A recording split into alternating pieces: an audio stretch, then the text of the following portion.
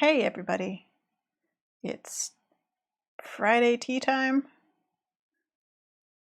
I forgot to mute my own stream, so I heard myself talk back to me, which was weird. Uh, I'm having a bit of a sinus thing, so I'm going to try and keep my voice from going all gravelly and awful by drinking fancy tea and in drawing sheepguana, supposedly. That's the plan. But as I mentioned on Twitter, I've given Hannah permission to break the plan because I showed up in her stream on Wednesday for an hour, changed what she was drawing, and then left. So she has the right to have her revenge if she so chooses. Oops, that's not what I wanted to do. So, in preparation for my plan, such as it is, I've pulled some fun sort of science, natural history illustration that I quite liked as a reference. Now I'm gonna have to minimize a bunch of windows to find it.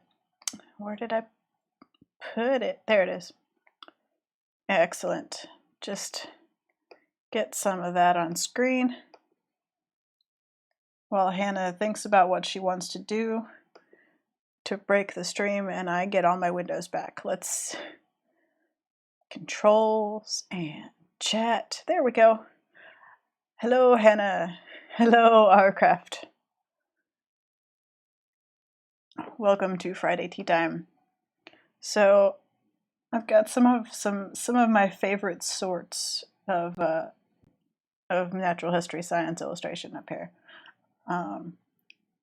Just things that I particularly enjoy. I like the ones where they do little close-ups of variations. In this case, here, there's a basilisk and various forms of crest. And there's this one, which is just, I guess, color variations of something they think is related.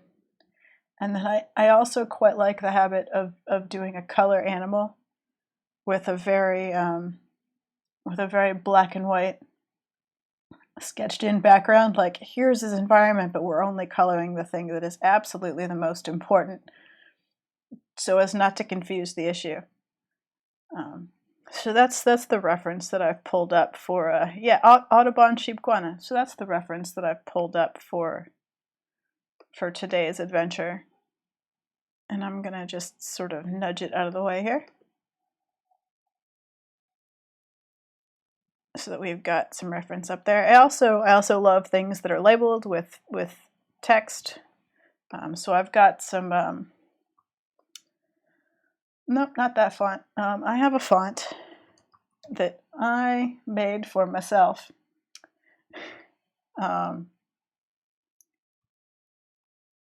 From old print magazines. From the early 19th century, called Gentleman's Weekly. So I have Gentleman's Weekly in italic, bold, and regular, based on old early print runs of magazines. so I have a font prepared for us to use to label things.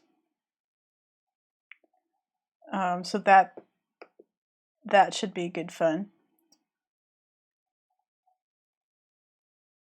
And there we go. To be fair, someone else scanned them. They were in a digital archive. I just carefully clipped and turned them into vector letters for the whole alphabet, and then made them into a typeface that I could type with. Because I wanted to. I've also got a number of handwriting fonts that I made, because no one had any good handwriting fonts. So if we need notes, let me see. My favorite, I think, is maybe country script that I did not, it turns out, kern these completely. So they're a little bit oddly spaced. This one should be kerned properly. And then I've got excuse me. And then I've got one more that is also, nope, that's the wrong one. There we go. This one is kerned. So I only kerned 2, not 3. Kerning. So there you go. I know you signed up for art, but the 3 of you that are still here now after that lecture get fonts. Bet you weren't prepared for that. So yeah, anyway, just gonna turn all that off. So I am prepared to do some proper sheepguana science stuff with labels and everything. I'm going to tweak my sound just a little bit down because I feel like it got a little bit loud. There we go.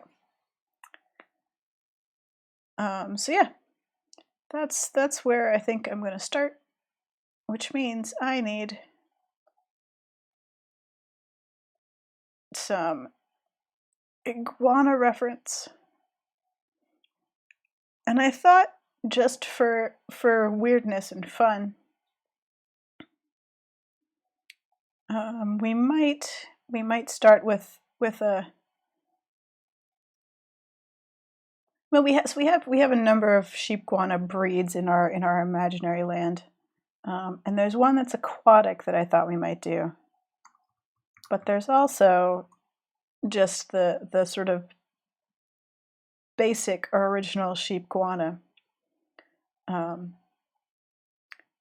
which may have gender dimorphism, which is a thing we have definitely not discussed.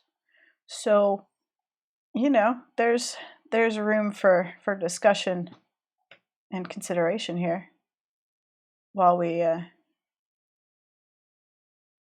consider how iguana and sheepguana differ.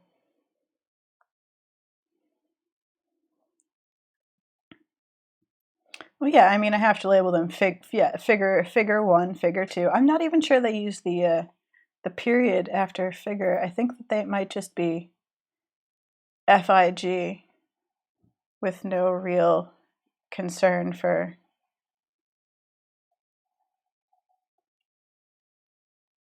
punctuation. Oh, it's done that. It's done that thing where it doesn't download the image. And now I've closed Windows. Slow start to the sheepguana stream. I thought I had more iguana reference just floating around here. It feels like I should, given the amount of iguana I've worked into my world lately. But no, apparently I don't. I have some sheep reference though, so I'll just pull that open. And go with what we got, I guess. There. I mean, it is I think it's a flock. I think we've been calling it a flock. That is the impression that I get. We could reference sheepguanafacts.wordpress.com. Arcraft's excellent resource. So let's start with the Geyer sheepguana of the Western Forest, which I believe I've already read bits of on stream before.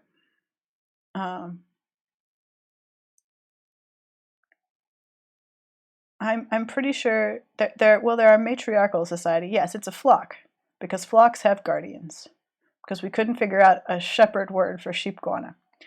Yes, it is a flock. Final answer, based on exhausted research of the thing we made up. So yes, it is a flock. I'm moving images around my other screen like all over the place, but all you guys see is this poor blank page. I'm sorry. I'm failing here to make this interesting. Okay, let's bring the pencil back and do some actual drawing. What do you say? Let's get back to the whole purpose of this stream. So I think that we need sort of the stack. So I think that probably we'll do like one down here,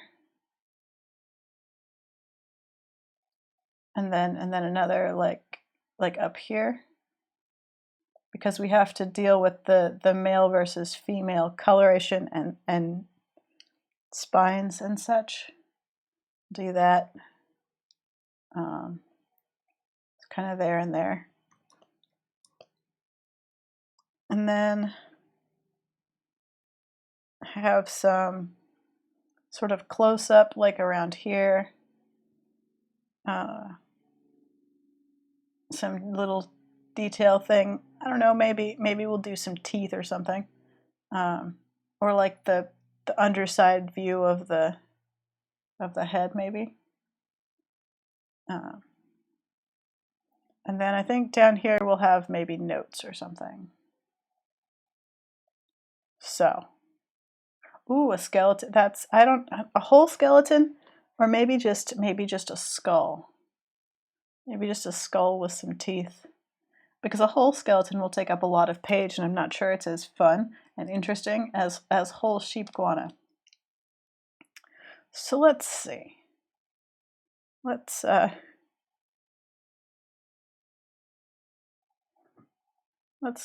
go to so let's now I've got my little thumbnail outline here. Okay, so get some iguana sketching in here. We've got some skin. I think this will be the proud matriarch. So I think that she should have sort of more spines.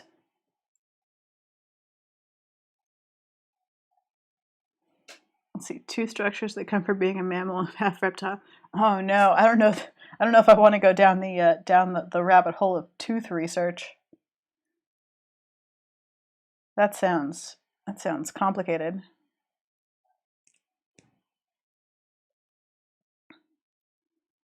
But yeah, I mean, they do also graze, so I guess that's teeth are neat. I bought unrelated to everything. I bought fake eyes for Halloween decorations, and ever since then, Amazon has been attempting to sell me a full set of like realistic fake disembodied teeth. For whatever reason, they're like, "Oh, you like eyeballs? Well, have we got the thing for you?" How about teeth? And it turns out that I think that that's really creepy. I don't know. I'm the sort of person that buys disembodied eyeballs, but teeth is one step too far, it turns out. And I'm just a little bit like, ugh. Maybe they're too real. I don't know.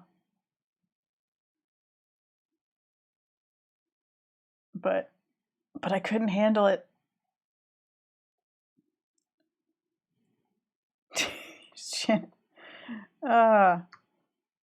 Well, while I'm drawing this iguana, Hannah, you can look up iguana teeth versus sheep teeth, and present your findings to the class. when we're prepared to get to that part of the lesson. Drawing, I've mixed the metaphors too much now. I need a better eraser. But what is a better eraser? Let's just pencil.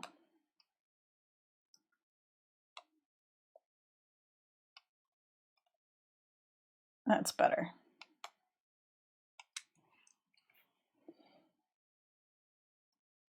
Oh, and now it's, nope, it's not the same. Okay, whatever, it's fine.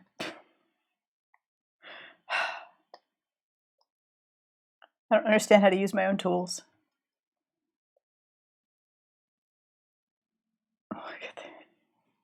So iguana teeth are, they fall out and get replaced a lot.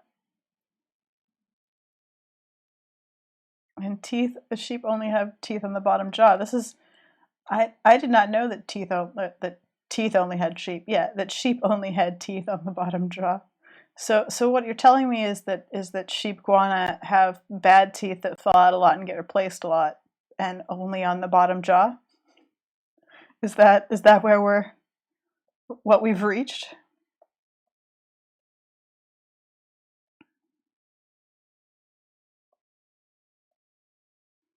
Is that, I mean, that seems to be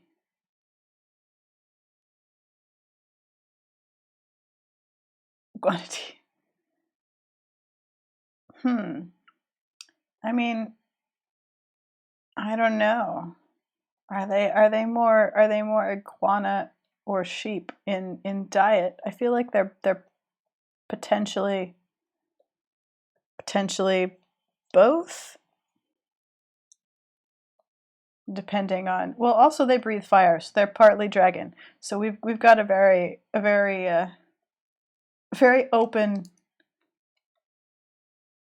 open-ended situation full of possibilities.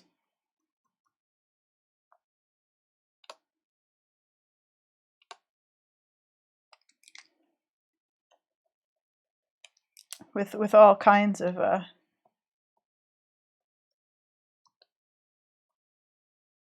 possibilities.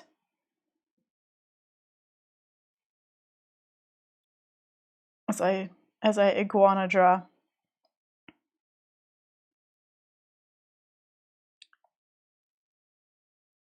And accidentally cover all my windows. There we go. So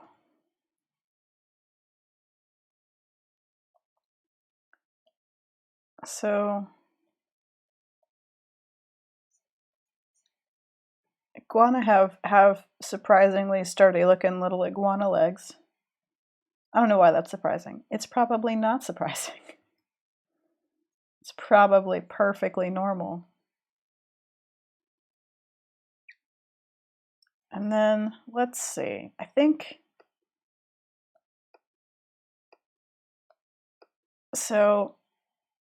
we want like bigger spines but a smaller dewlap maybe for the iguana.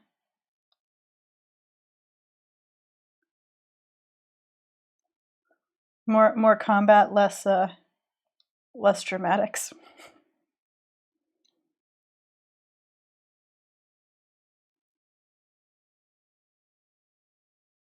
Got some bigger spines here. It's smaller spines, yes. And iguana talons, because they have climbing toes.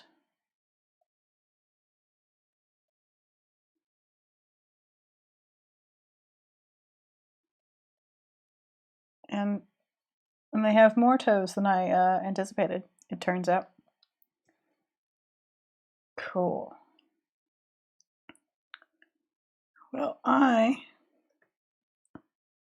have made the head too big. Excuse me. So I'm going to fix that.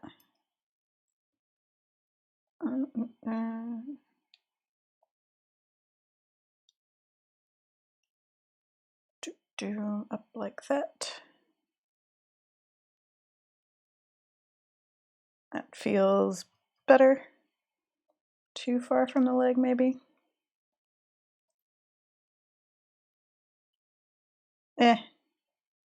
It's fine. Okay, I'm just gonna kind of suggest the form here because I need, you know, wool.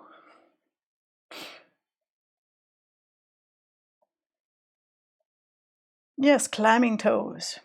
Sharp little climbing toes.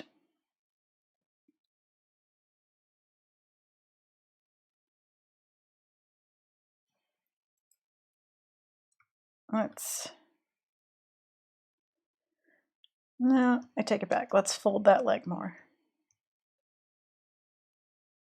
so that we can do ourselves a branch and get 1, 2, 5. Iguanas have 5 toes. Who knew? I mean, the person that did this scientific illustration did. So, you know. Cool. And nope. I've messed it up. There we go. Because then this one is the longest, and then there's a short one. A little short one there. There we go.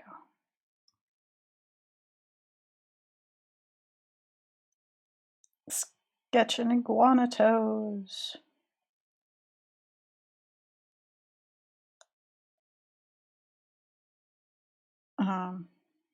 Sketching iguana toes, and so far the only thing Hannah has done to disrupt my plans is teeth.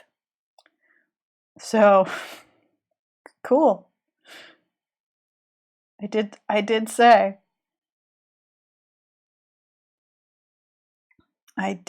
it was allowed. I didn't expect it to be sheep teeth, but you know, what can you do? You gotta stick to your rules.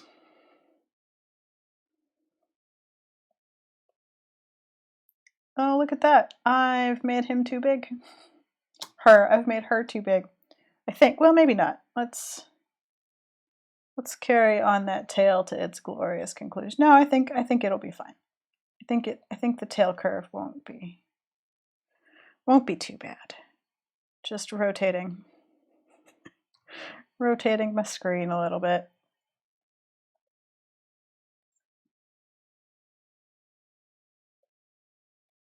To get the nice delicate kind. They get super like crazy thin at the end and like all spindly looking and weird. I love them. And the very long pointy ends of their tails.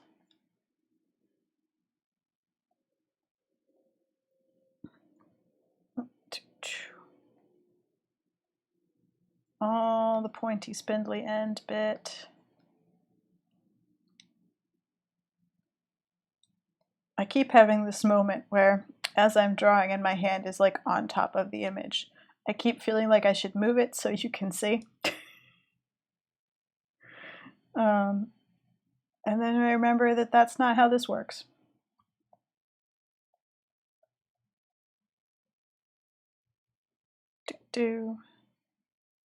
Oh, speaking of saving it, let's save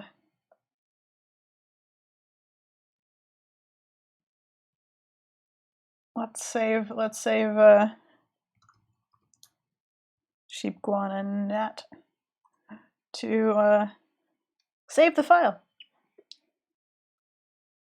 so that, you know, future us isn't very sad. File saved. All is well.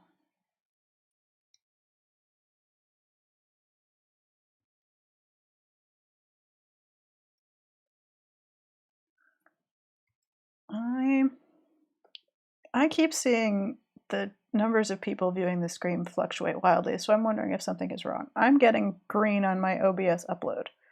So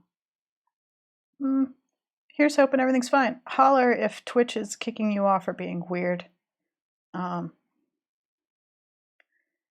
it's yeah, it's I normally wouldn't note it or worry, but we're talking like it'll jump from 8 to 2 and then 5 again. So it's a yeah. I'm wondering if people are getting kicked off. I'm glad that so far it's fine. As I said, it appears to be fine on my end. Um, but I live in the land of magic fiber internet, so who knows what it's like out in the world.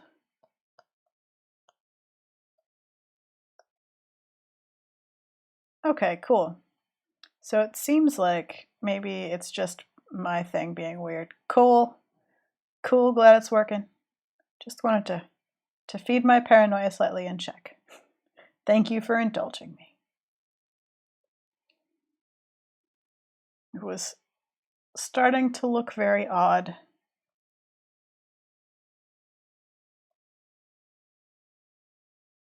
Just be like, what? Why?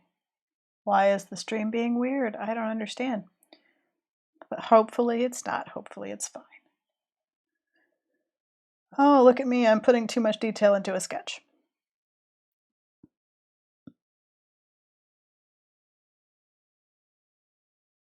Yeah, the only reason that I noted it, Necro Buffalo, is that usually mine don't fluctuate rapidly or that much. I don't follow them closely, but I don't notice them jumping around wildly or dropping way off, generally speaking.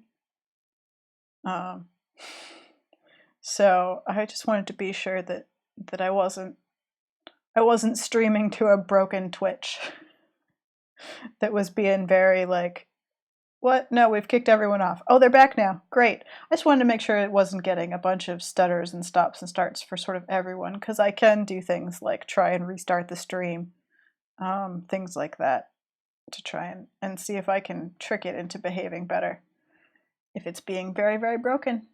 But I'm glad to discover that it's not being very, very broken. I've also noticed that I get weird things sometimes when I have my own channel open while I'm streaming.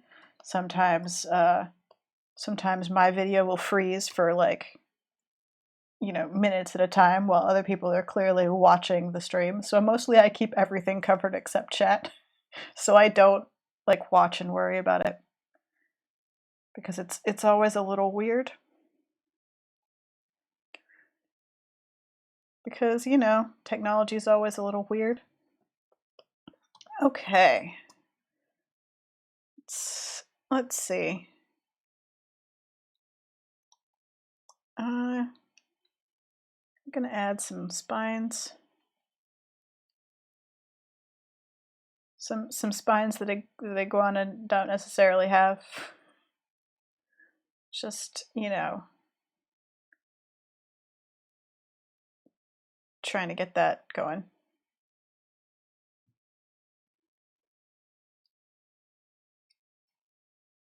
Let's see. Hannah says, right now I'm trying to figure out a smooth way to introduce a bar fight scene. Do you have any ideas? Well, no bar fights start smoothly. What situate, like, are they in the bar already?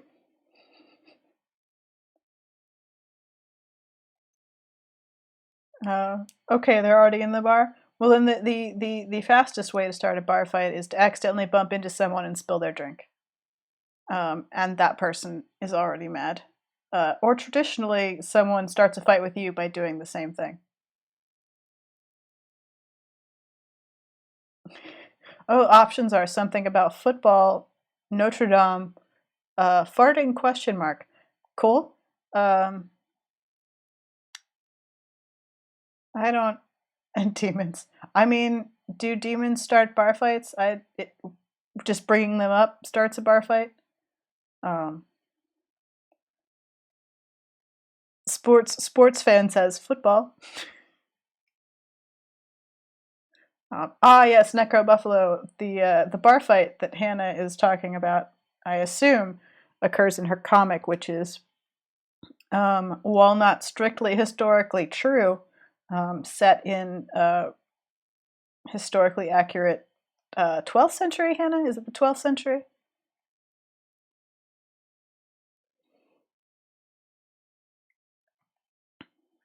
But yeah, football definitely a fighting matter. So true.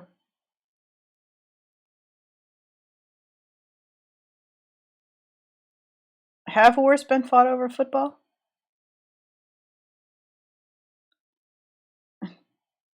I had no idea. Oh, and someone could be cheating at something, or accused of cheating at something. That's always a good way to start a bar fight.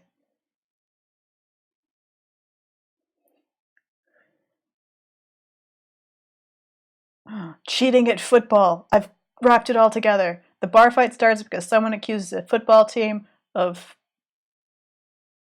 I don't know, cheating.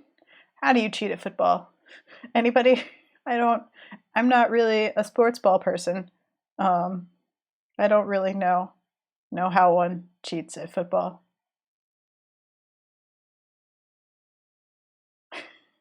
Yeah, no, it's a real question, chat. I want to know. I want to know how you cheat at football. Um, is could so I guess maybe could you do something to the ball?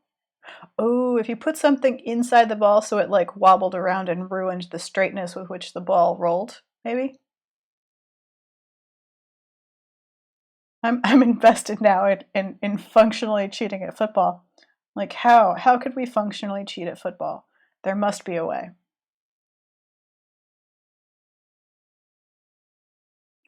See, she's gonna destroy that. That could start a bar fight.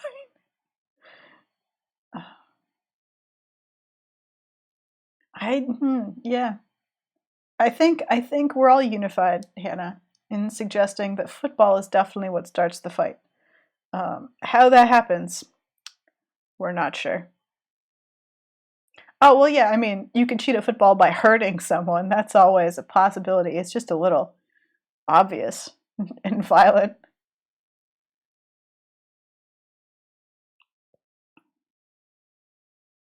I was going to be creative, but yeah, you could just punch someone on the field when the ref isn't looking. Although I'm not sure how many rules medieval football has. Uh I don't, so here's the thing, Hannah, I just can't imagine starting a fight over it. Over farts, it just doesn't seem reasonable. Yeah, that's what I wonder. I feel like medieval football must have had somewhat fewer rules and regulations to deal with. Okay, it's time to turn this very nice iguana that I've drawn, into a sheepguana, and I got some lovely fluffy sheeps here in my reference window, and I'm looking at how their wool kind of. I'm tempted. I don't. Do we give them horns? Chat. Do we give them sheep horns? I know we did. We gave medieval ones sheep horns, but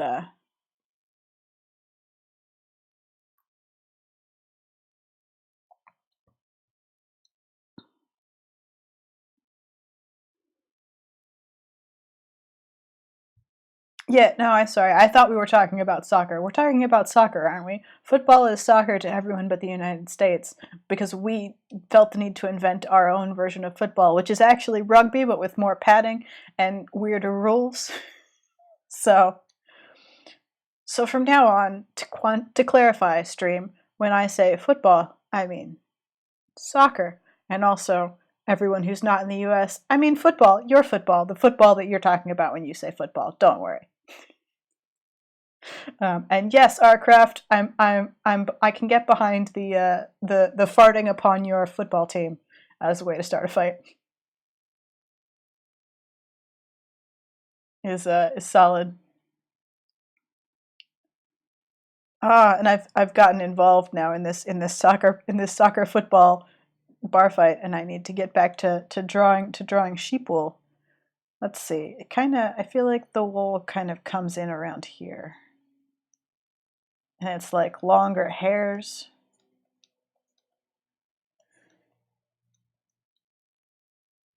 And kind of like fluff close up to the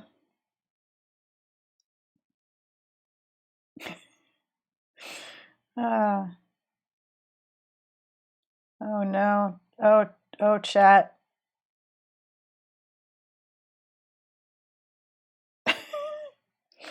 Oh chat. I uh the the demon summoned farting trumpet as replacement for the vuvuzela is is beautiful. It's beautiful. You're right, Necro Buffalo. Beautiful. Um, okay, good. Yes, back to the sheepguana. I did ask a question. Chat was listening. Arcraft says, yes, I definitely picture the gyre as having horns. Good. So, because we have sort of iguana have this built-in kind of skull crest here.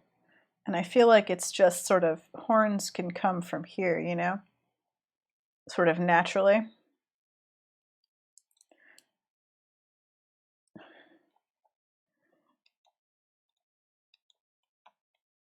No worries, Necro Buffalo. I understand that the farting football vuvuzela is a compelling distraction, and I don't begrudge it.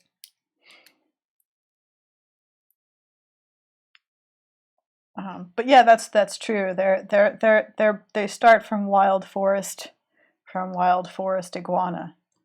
So okay, let's see. We got kind of this is the base.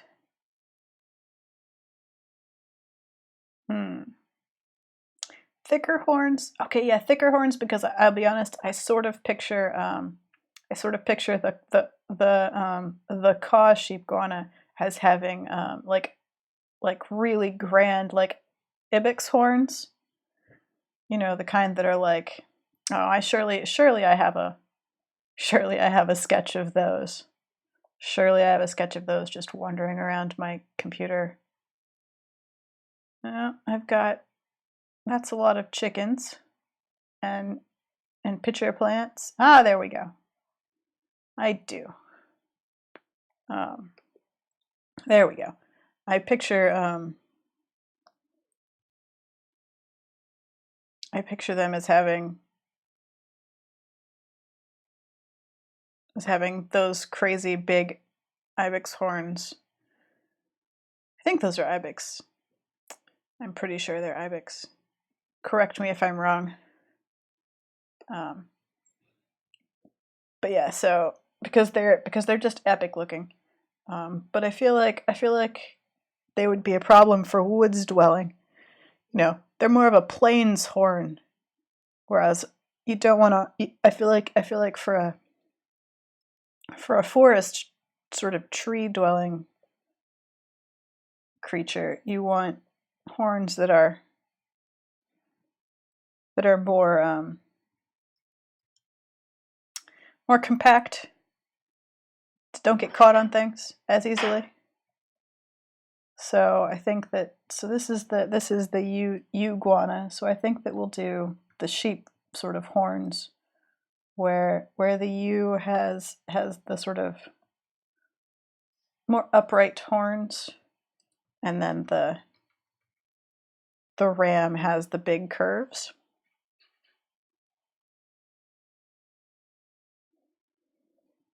Yeah, more curled, more thicker and sturdier for ramming and defense, but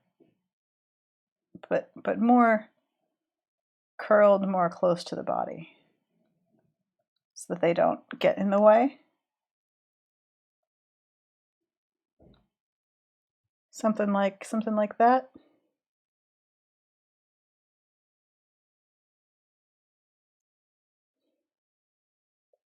Ish.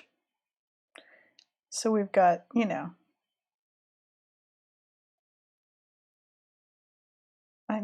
needs to be a little bit nicer curve.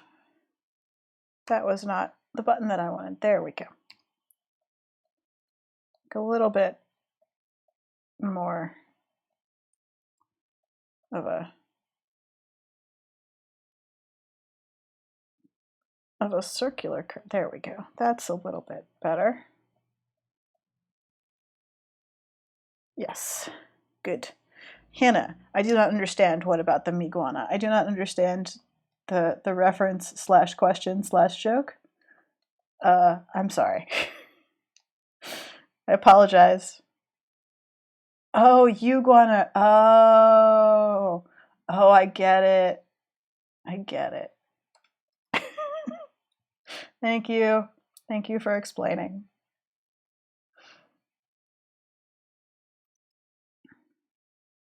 Me and you and me. I see. I understand now. Thank you. So, sort of some sturdy horns.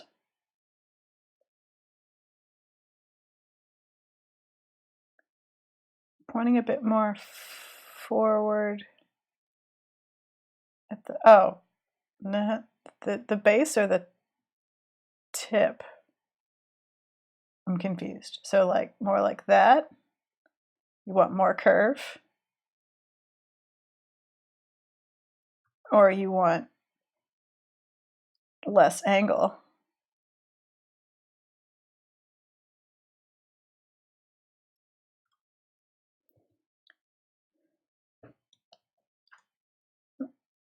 The other, which is the other way?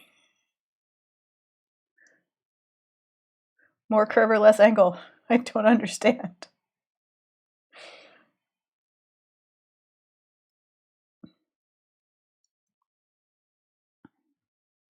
Oh, hang on.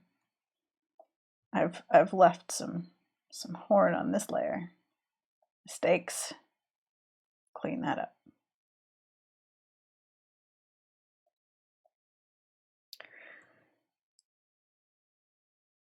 So here's the horn. The base is the end that attaches to the head. The tip is the thin bit at the end of the horn. That's the base level for descriptions. Forward is the nose.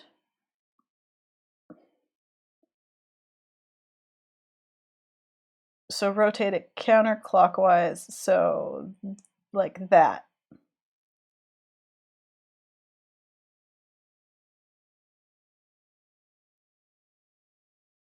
Cool. We've communicated. We've clarified the plan.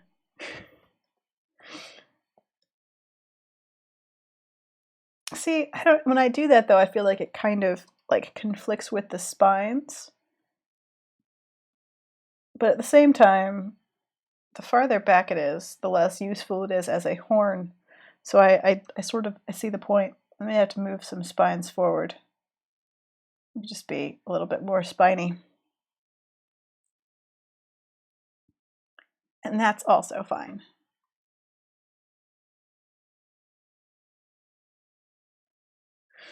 Yeah, it's a wild sheepguana. Only recently domesticated. Okay, let's see. Nope, stop it. Just crushing all those layers together.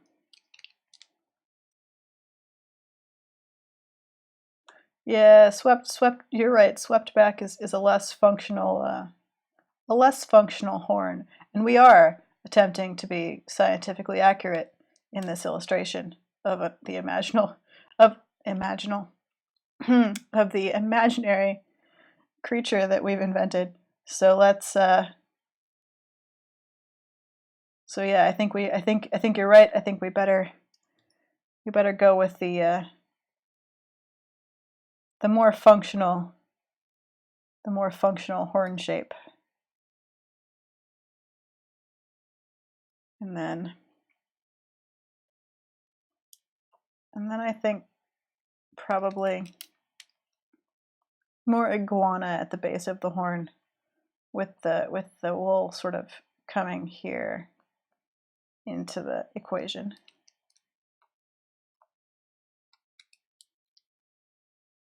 So that it's not, yeah, there we go. So then I think what I'm gonna, I've got an idea. I've got an idea that I think is fun. I think that we can bring sort of the wool into the dewlap of the U, and instead of having her have that impressive sort of scaly flap of skin, we can give her sort of a little beard coming in that just sort of comes down just where the dewlap would be,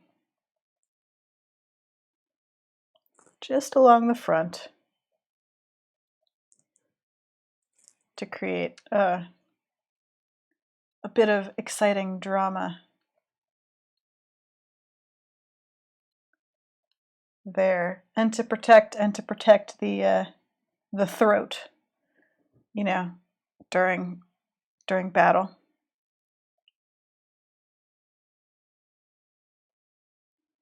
Now, wool is hard to draw realistically, it turns out, because we have a tendency to kind of go, look, it's a sheep, and it's actually kind of chunky and a little bit like matted fur, and it's hard to make it look clearly wool like. Yeah, it's hard to I think she has kind of like, yeah, I think we'll just give her like a general mane. So she has wool, but around her ruff and her sort of the end of her spines here, she has more of a longer mane. It gets thicker and fuller as the matriarch ages, so that the leader of a flock has a really impressive ruff and mane.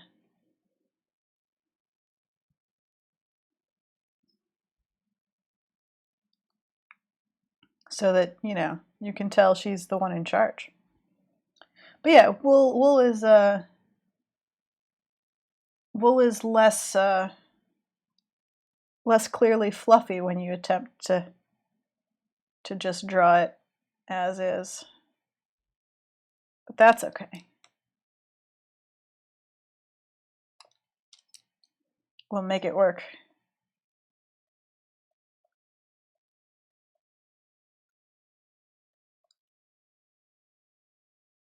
And then sort of little bits of fluff, but not all the way down the leg. And I feel like not on the, well, okay, now here's a debate. A woolly belly almost has to be a woolly belly for warmth, now that I think about it. Otherwise, you're losing a lot of heat to the cold ground. I've answered my own question. A woolly belly is necessary. Must have a woolly tummy. But if you live, so sheepguana that live in hotter places would not have a woolly belly, because then they could temperature regulate based on fuzzy top or bare belly. I think I'm making science suppositions. about how the regulation of body temperature in reptiles works. Although to be fair, sheepguana aren't really reptiles, so there's that. And they're imaginary, so I can basically say whatever I want. So what I'm saying is, tropical sheepguana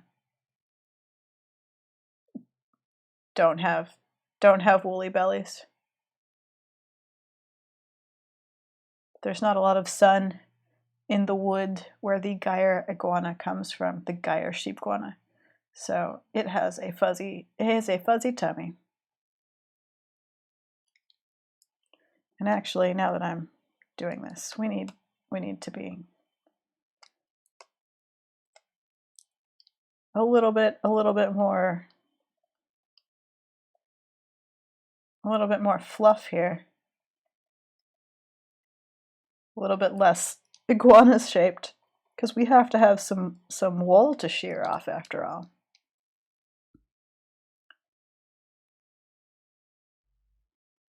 So we need to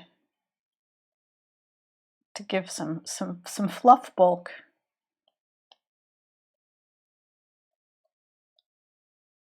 to the body shape here. Get some, that's better. Just maybe up here. Yes. Make it feel a little bit fluffier.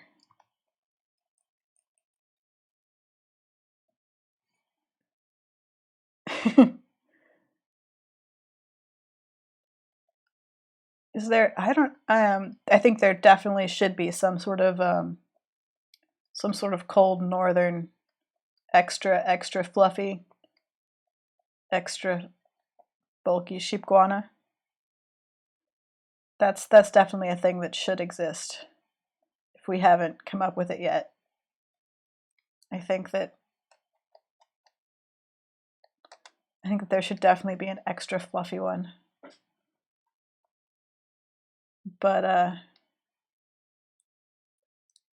think that we don't want. This is a shearable sheepguana, but more subdued, because it's a forest dwelling sheepguana, and while it does burn clearings, it's also probably at least partly arboreal. So it can probably needs to still have a little bit iguaniform,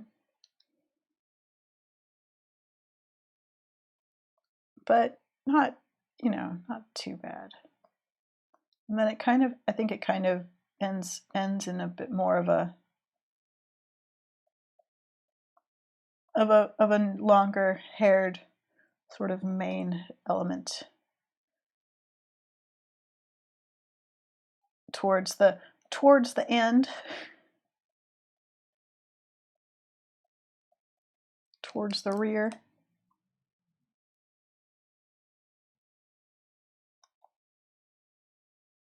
There's some fluff. I've gotten less concerned with the fluff as I've gone through the sheepguana. Yes, like a yak, like a sheepguana yak. Oh no, don't do that. Silly Photoshop. Ooh, I think while I'm adding fluff, I think maybe like little elbow and heel.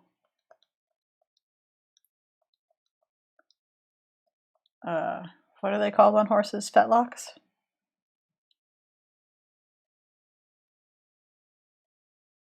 8-year-old me is so disappointed in myself right now that I don't know that for sure.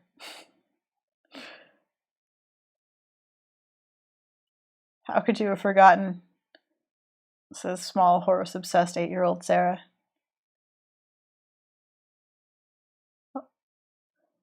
Yes, good. It is a fetlock. I believe in myself.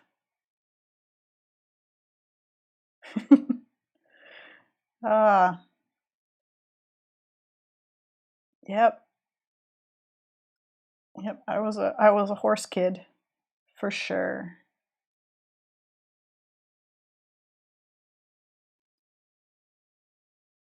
Which is, yeah, yeeps. Go for it. Do it, Hannah. Make your own imaginary animals that are combinations of other animals. You have all the power.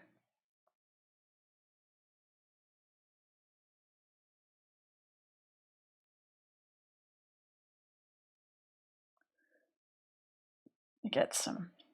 Okay. Tidy up here. And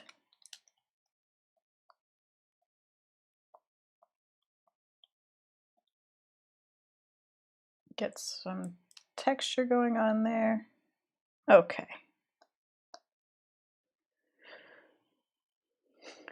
A nice woolly sheepguana.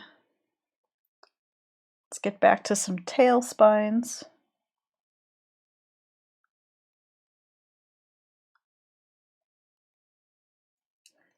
Nice row of tail spines that go to about here, let's say. Yeah.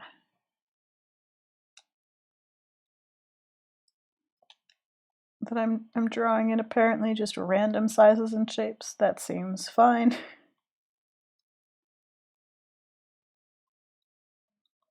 Get all those in there.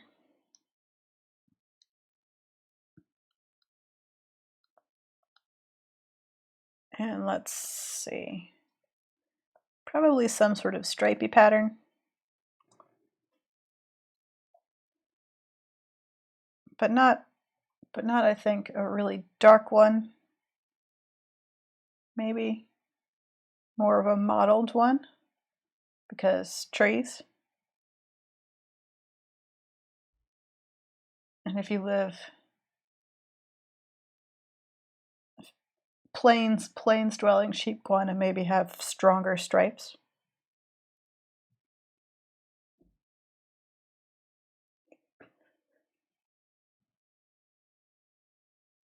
Dimetra I feel like I missed Dimetra. Did I miss Dimetra? Is that a thing that happened while I was here? Um, oh no. I wasn't paying close enough attention. I mean, it's important. Oh, okay, good. I was gonna say, I feel like I would have remembered Demetra. It feels like a thing that would have made an impression. Ah, I feel like I was probably not there for that one. But yeah, I support the wholesale invention of animals. I think that it's fun and causes people to think sort of differently and maybe a little bit more in depth about natural sciences, just rather than kind of going, well, this is what I've been told about this animal, sitting and thinking, well, what if? What if a sheep and an iguana were combined? What kind of teeth would they have? You know, just trying to consider that kind of weird things. Those kinds of weird things. Yeah, English. Trying to consider those kinds of weird things about how the world works so that you can invent something that doesn't exist. Okay, and then we kind of devolve, I think, into just like spots. Like not firm spots, but kind of a speckly, mottledy pattern for the rest.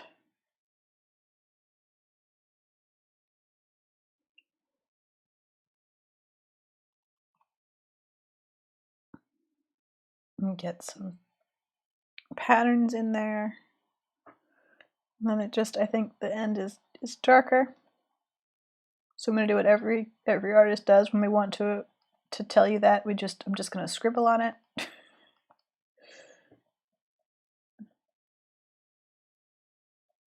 This part is dark. You can tell because I've scribbled over it. There we go. And then, yes. Good.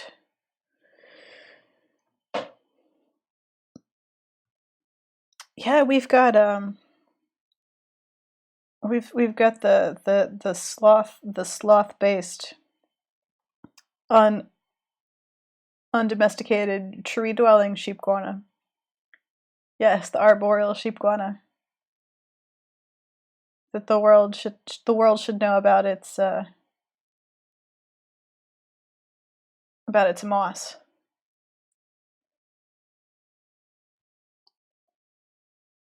So there's a proud ewe Geyer sheepguana. For the sake of, oops, that was the wrong layer. For the sake of just having the immediate joy of doing so, I'm going to just label it figure 1. And make the type bigger. There we go. Just have that there, just for verisimilitude.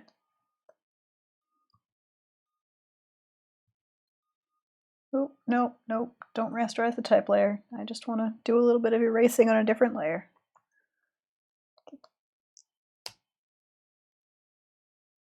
Get that fetlock fluff on there. There we go. Excellent. So, now, let's cheat, everyone. I mean, we're not going to totally cheat. Don't worry.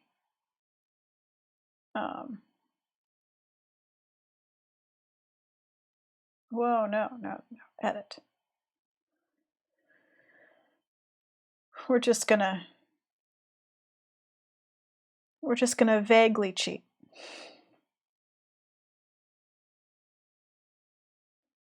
Just a little cheating. The males are slightly smaller. Smaller but more pretty. So we're just gonna use that as my guide for sort of generally where that goes. There we go. Get that there.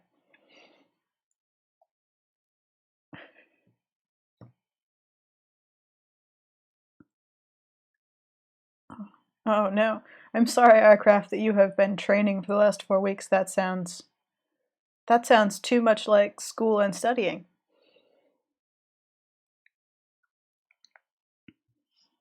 But school and studying in that one class that you had to take but weren't interested in.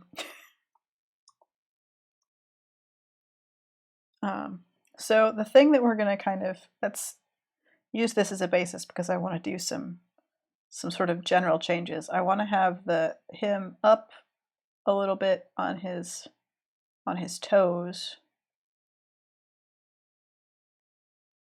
because I want to have him with his mouth open, for science.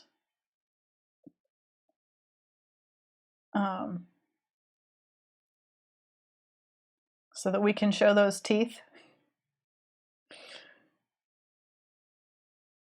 But yeah, I hope, Arcraft, that your studying is soon over, and that you are free to go back to writing stories about imaginary animals with all of your mental capacity, as you deserve.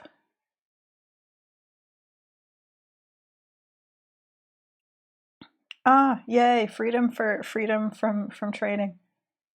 So yeah, I want to have kind of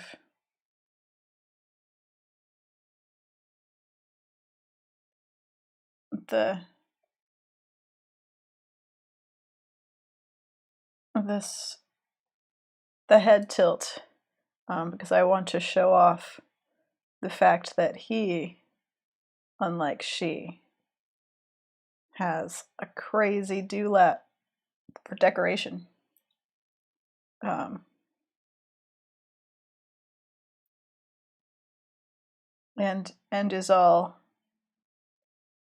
fancy.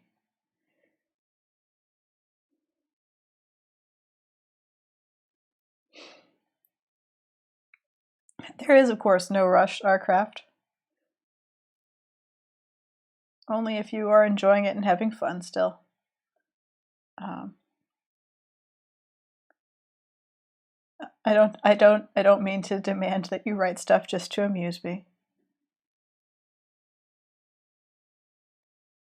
It should amuse you also. That said, it definitely amuses me. So, if you wanted to.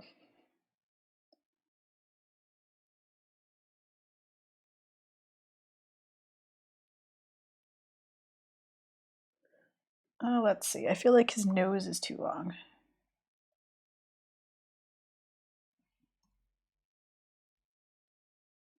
Yeah, that's better. There we go.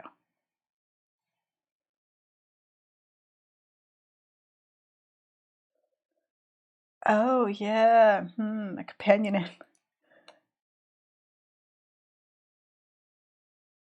Yeah, sloth moss versus yeah,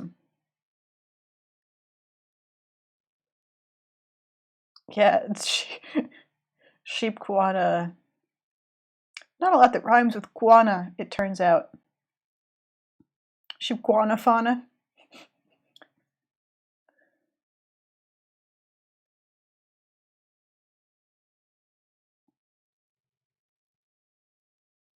Yeah, I see the general issue.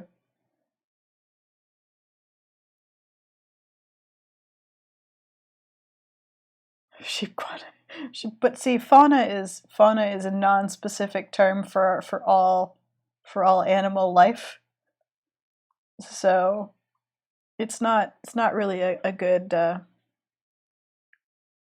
term for a companion for a animal.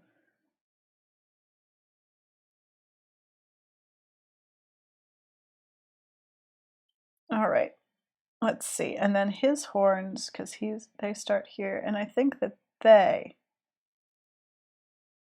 are gonna be, you know, great curly,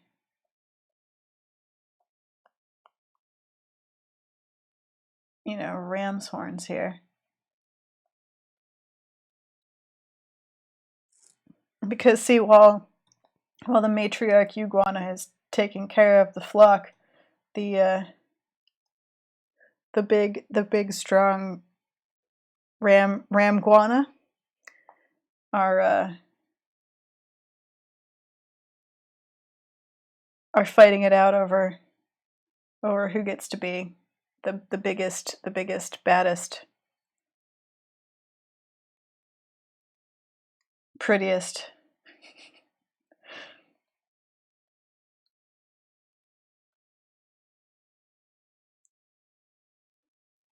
Just trying to make it, yes, try and make the insect as fun as possible. Do you know what I love? I love stick bugs. I think they're great. I think that nature is really amazing, and the fact that it was like, oh, you know what we need?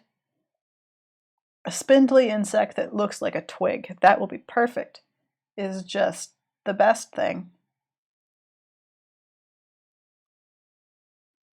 And the ones that have like legs like leaves, just exactly like leaves.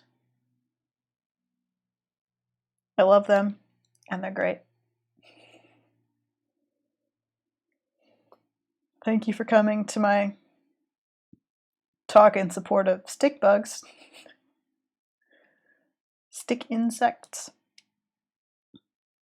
Come for the sheepguana, stay for the weird bug talk. I've been kind to everyone and not involved spiders in any of these situations, because I understand that some people have some issues with the shapes of spiders, and that's fair. But I really like them.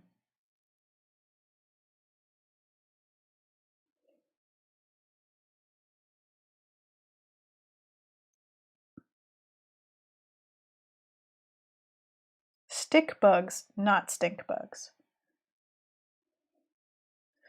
But, oh, idea in all caps. Our craft has an idea. We have succeeded, chat. We have given our craft an idea. If nothing else, we've done that, and that's an accomplishment. And we could all pat ourselves on the back for inspiring creativity through random discussion of insects. Okay. It's now Hannah's time to shine. Part of the reason I did this open mouth is because somebody wanted teeth. So, let's get in there and pop over to Google and Google sheep teeth.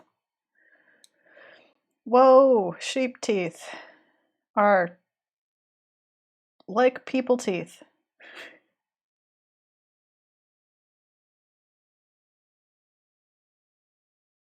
They're like people teeth, but only in the... Do sheep have molars? How do sheep eat anything? Oh yeah, there are the molars. Good. Sheep do have molars. That's a relief. I was so concerned about the sheep.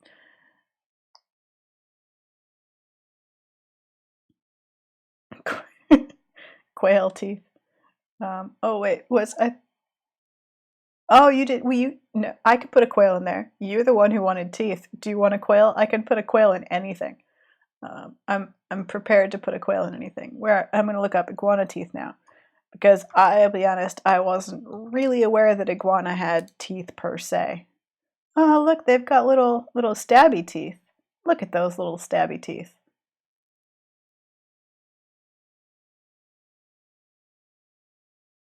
They look like little feet. Oh, those are marine iguana teeth. What are non-marine iguana teeth like? Green iguana teeth. That's what we need. There we go. Great. Okay.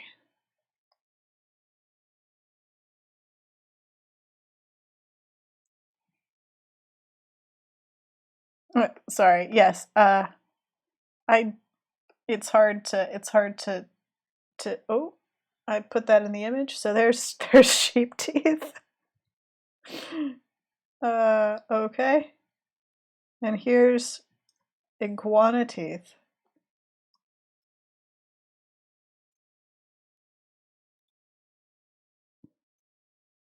They're like little fans.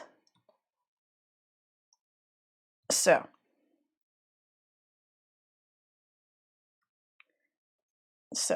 yes. So I think what we're gonna do is a combination. I think we're gonna have iguana teeth in front and sheep molars in back, for the sake of iguana teeth look like they're good for snipping, but then they need that level of processing so they can then swallow and like ruminate. Not ruminate, maybe ruminate, whatever the word. They're ruminants, so ruminate, right? I guess. You know, so they can process their diet of mostly grazing. So let's start with some iguana teeth.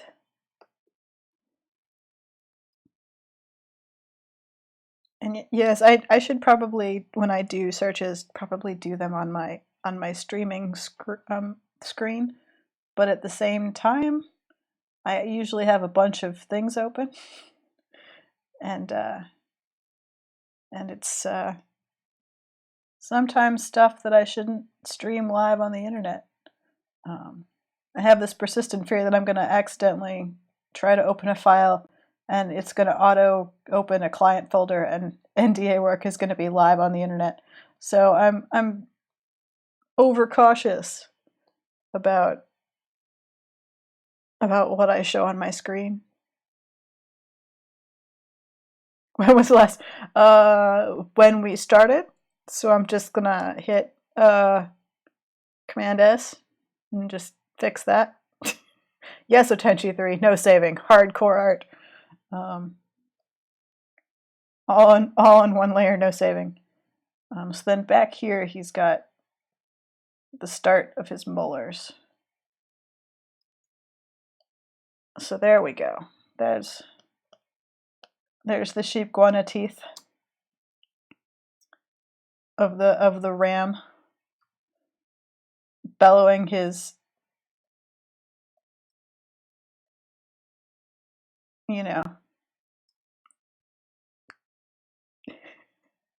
roguelike. Oh no.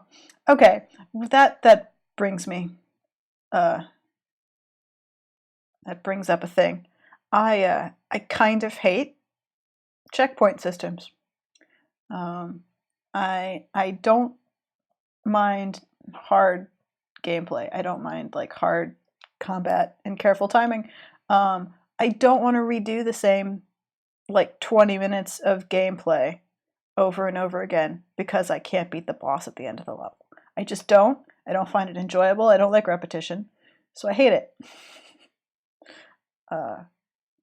Sorry for that rant. I've been playing the new Star Wars game, and it has a checkpoint system, and it makes me mad. It's I don't need to kill the same 6 stormtroopers 20 times. I just don't. And they don't deserve it either. I swear a lot at that game. I apologize for how vicious I am as I swear at that game.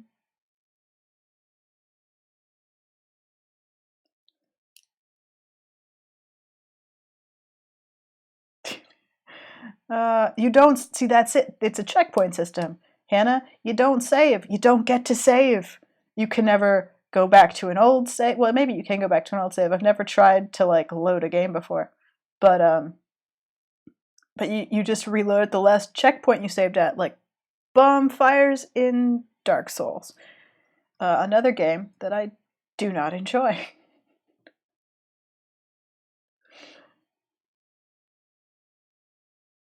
Because again, I don't like repetition. Once I've beaten a portion of a game, I don't really want to go back and do it again.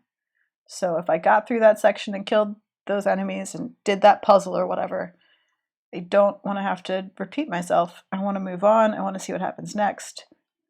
I want to be invested in the story and the progression.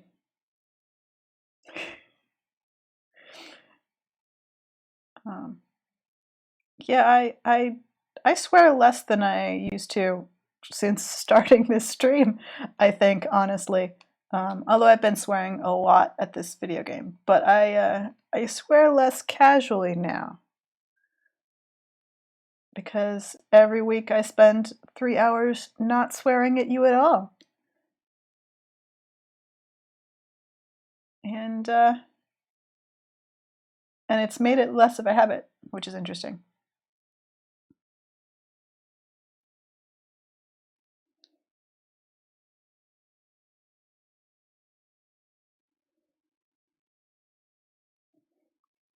Aw. Don't making sail.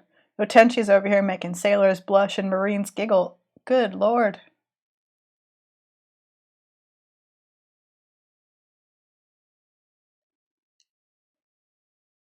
Such such an adventure. Oh, Thanksgiving in Japan. Invite everyone over.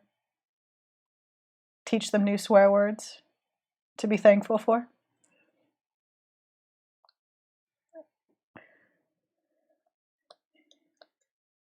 Yeah, that's feeling pretty great right there with the horn and the roar, I guess. Bellow.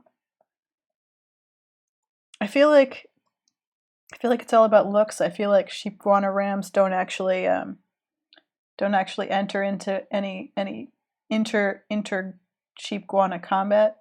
Their horns are for defense against other things in the forest. But their displays with their dewlap and their head bobbing and their horns are mostly just beauty pageant competitions. It's all about being pretty.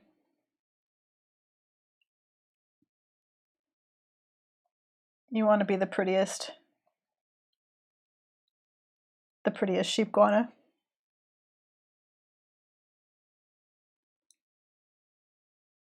Yeah, so now I'm just inventing a whole thing. So they'll clonk their horns against hard surfaces like trees or rocks to prove how sturdy they are. And then I think they make kind of a gonging, like like elephant seals, kind of. Not quite the same because they're not built the same, but their head bobbing dewlap display is accompanied by kind of a throat gong.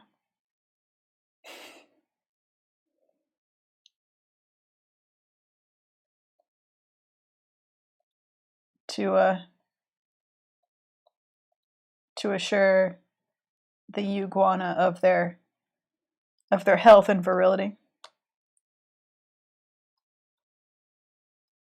Oh yeah, and little sparking fire displays, of course, because what's the fun of breathing fire if not to use it to impress the ladies?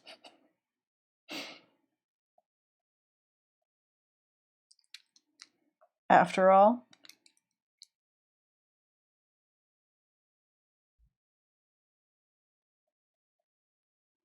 it's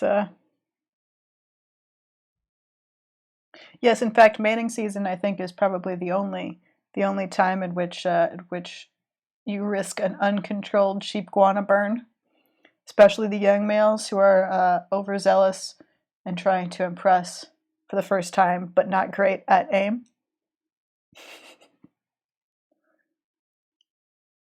So, sometimes mistakes are made. They're usually quickly corrected by the rest of the flock. But, sometimes things get out of hand.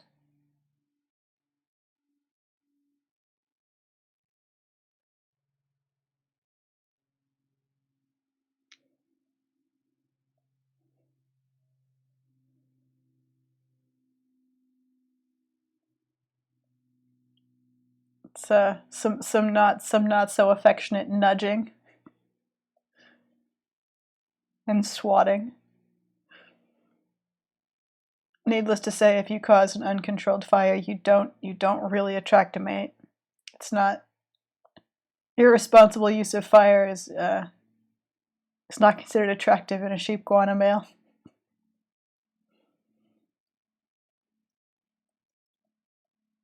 Oops. All right. Yeah.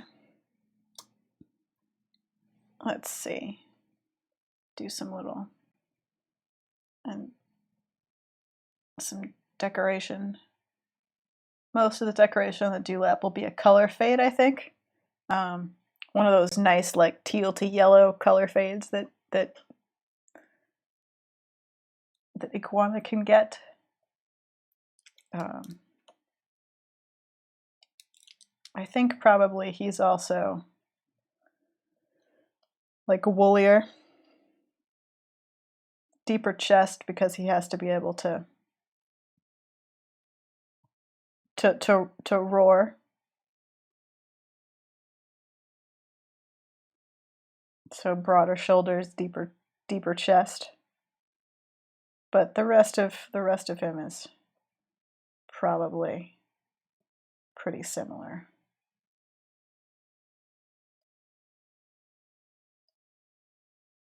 Clean fetlocks, I think, though.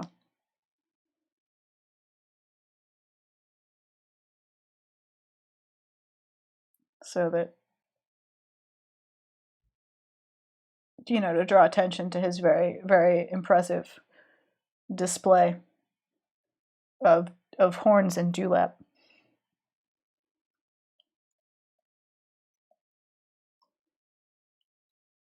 And then get some.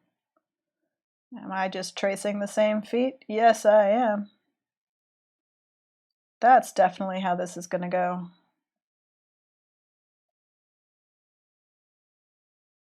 Because why not? Feet. And just zoom out quickly to give you guys the full effect there. We're going to have his tail, while I'm zoomed out, I think we're going to have the tail come that way. And if we want it to go behind, I kind of want it to cross over like that maybe. No, because I don't really want it to maybe up here.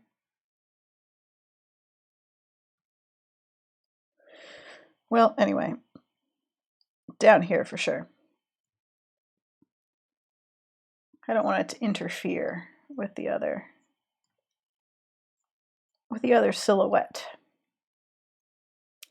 Yeah, no toe beans, but we toe talons and scales. So still adorable, maybe.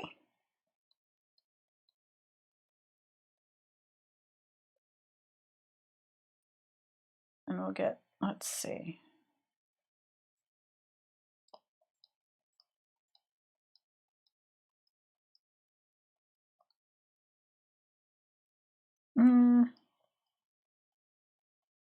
Yeah, we'll just totally have them. I just don't like that parallel line.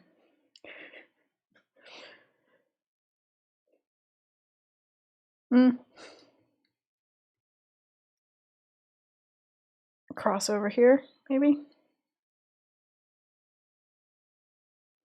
Well, that'll be for now. It'll do for the moment.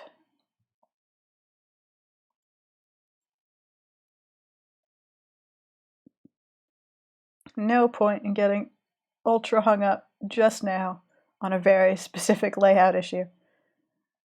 Welcome to the life of an artist. Oh no, I've reached a part of composition that's hard. What do I do? I had such a good plan and now it's all for naught. Because tails. And that is part of the process of making art. The deep dark secret of artists is that inevitably we all message each other late in the day going, can you look at this layout? I have a composition problem I can't solve. And inevitably the person looking at it knows the solution right away and just tells you. And you're like, oh, huh. I mean, yeah, that will be good. And it's just because you just couldn't see it anymore. You start to miss the forest for the trees, as it were. So never let it be said that professional artists don't ask other artists for critiques and help. Because we do, all of us, all the time.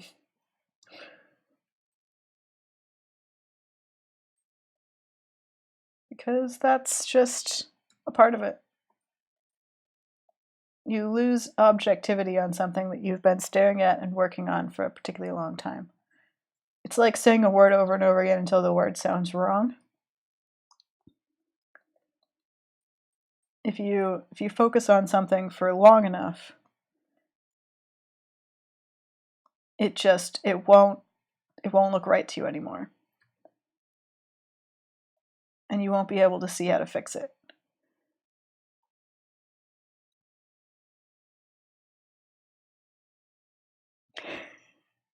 That's why it's important to burn down a few trees. Yeah. Sometimes you need to take a step away. Sometimes you need to ask someone else to look at what you're working on. I think it's risky to make anything in a void without the input of anyone else ever. I think that you make better art when you have a community who's willing to look at something you've done objectively and help you solve problems with it. And it's 4:38. We're almost halfway through, and I've reached the point already of philosophizing about being an artist. I feel like that's earlier than usual.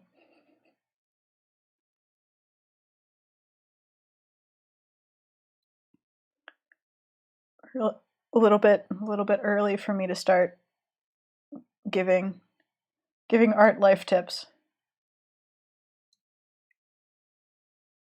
Oh well. Burn down a few trees. It helps with the view. And I'm gonna sort of quickly rough in this leg, and then I think I'm gonna take a quick break because I am starting to cough a little bit, and I want some more hot tea and to clear my throat and see if I can't get my voice a little bit clearer for stream. I don't know if it's the weather or what, but my sinuses are not happy with me lately. And so I'm not happy with them, so there. Get some of these last toes in there.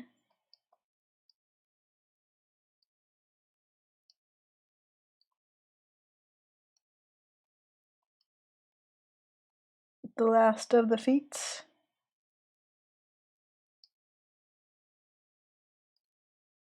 And some scales. Since I did away with the little fetlock fluff. Get some.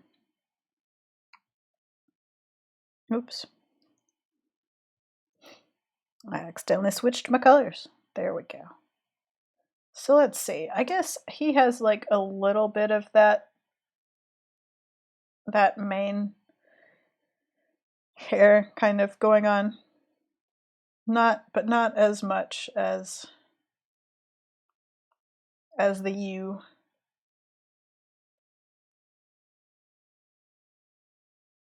But he definitely has tail spines. Because, you know, he wants to look pretty. So he has impressive tail spines that kind of go up and crest before coming back down.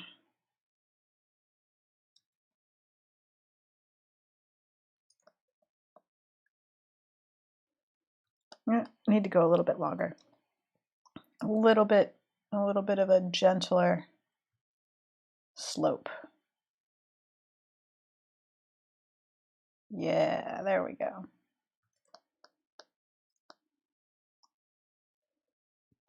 Cool. Just delete that unnecessary layer. And there we go. Save. I can finally close this window with pictures of teeth. Well, we might do a close-up of them. I'll just minimize it. All right.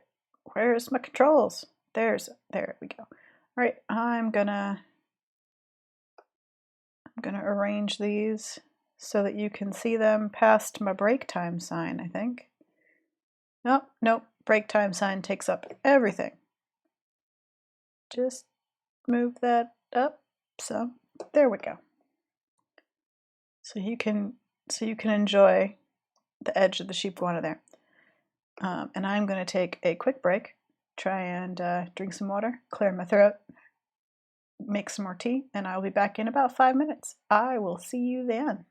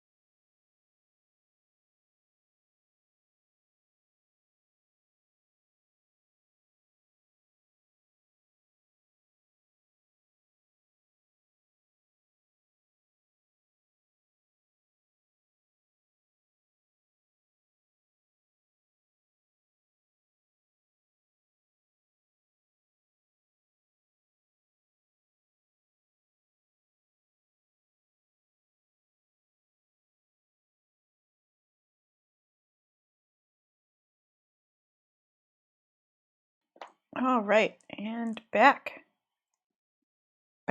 Back. There we go. Back. Oh, my control's gone. Yeah. I think there was a weather change here, and I had a cold a few weeks ago, and yeah, we have an open floor plan living room that leads into my studio office. So, so poor Mouse is tasked with not generating large amounts of background noise while I stream. So, so she's trying hard not to cough as I try hard not to cough. And together we mostly manage.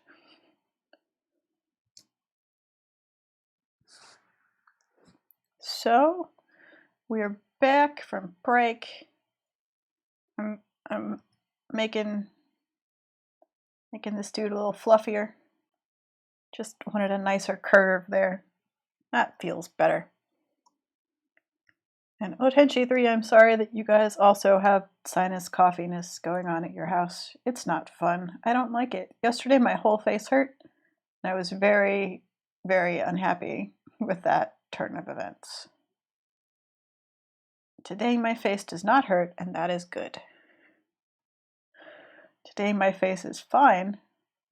Yeah, I'm a huge baby when I'm sick. I was just sitting in my office chair with like a heat pad over my face, just making sad noises.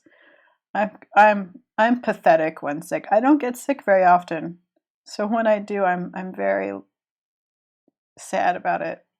It just seems very unfair. I'm always like, but I want to do things, but my face hurts.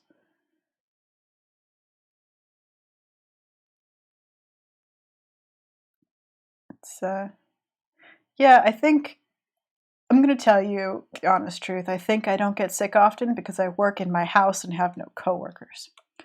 I think that when you communicate with the people you work with, mostly on the internet, uh, work in your own office at your own house, and come in contact with much fewer people on a daily basis, you get sick less often. It's just how it works.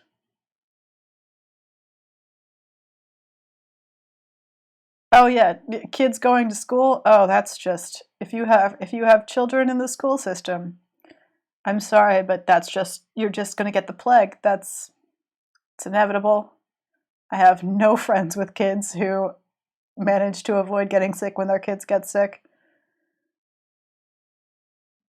It's just just a part of being a parent with a kid in school.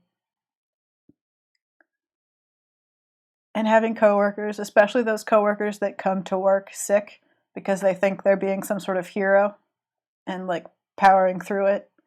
And you're like, no, all you're doing is getting the rest of us sick. You're not a hero. You're a saboteur.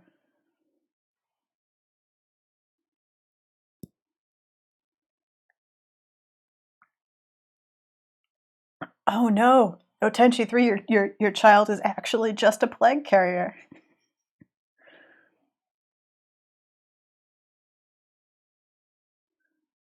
Typhoid Mary. Immune but a carrier. Oh dear. That's right. Join us for Friday Tea Time where we talk about things like Typhoid Mary and plague vectors.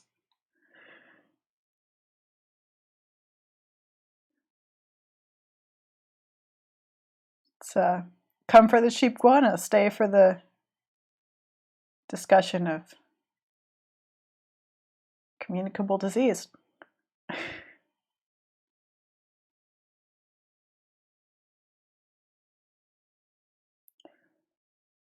But yeah, just honestly don't go out. Stay home, make art on your computer, make pottery at your work desk, and you won't get sick that often. When your friends get sick, tell them you won't hang out with them. When your roommate gets sick, glare at them and point at the hand sanitizer. Just minimize your risk.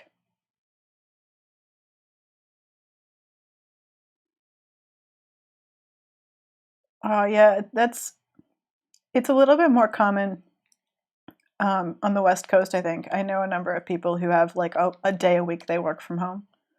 Um, but I can't, in good conscience, recommend doing what I did, which is getting laid off and saying, "Screw it, I'll just work for myself." Uh, it's it's it's a lot more effort for less income, but you do get to stay home all day. Yeah, it's a bit of a leap. Um, it's a bit of a leap, and it teaches you all of the things that a place you worked for did that you now have to do for yourself, like filing, like paying your own taxes quarterly, or being your own marketer, your own producer, your own scheduler, your own payroll. Just, you know, doing all of the jobs at once.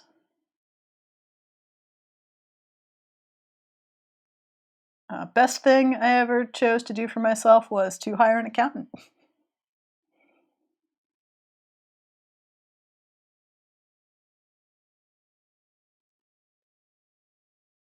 See, I will eventually spend a day sorting tax paperwork and PDFs of spreadsheets and things, but I will also have other things that I should be doing while I'm doing that, because that will not be my job, but it's still part of my job.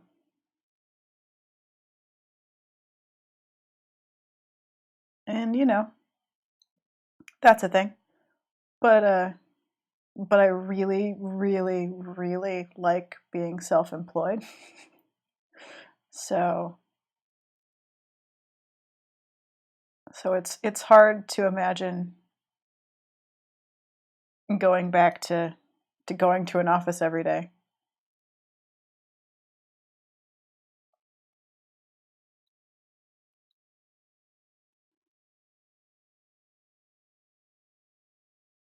It would be great if I was a successful enough person that I could have some sort of personal assistant who would do things like fill in my spreadsheets and send my invoices and remind me where I'm supposed to be at any given time. But I don't really think that that's likely.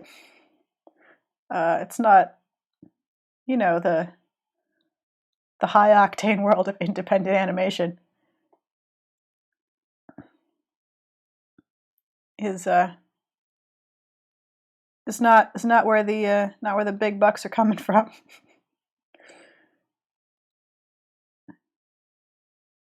The in-demand world of 2D animators.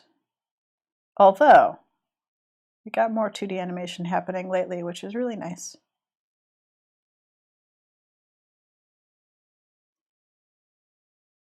What? So someone offering their services for artists? I mean, you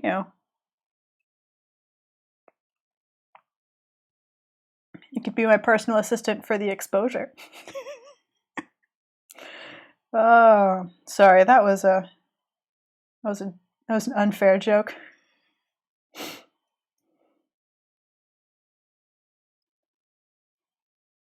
Be be my personal assistant, and I'll give you a glowing review on my Twitter account, which has 200 whole followers. Yeah, it'll be great. Imagine the numbers of other free jobs you'll get from this one.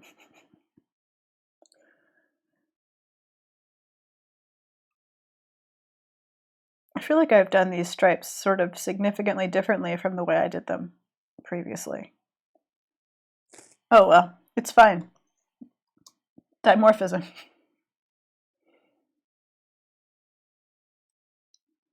It's only fair that he has a more impressive tail. His job is to look pretty.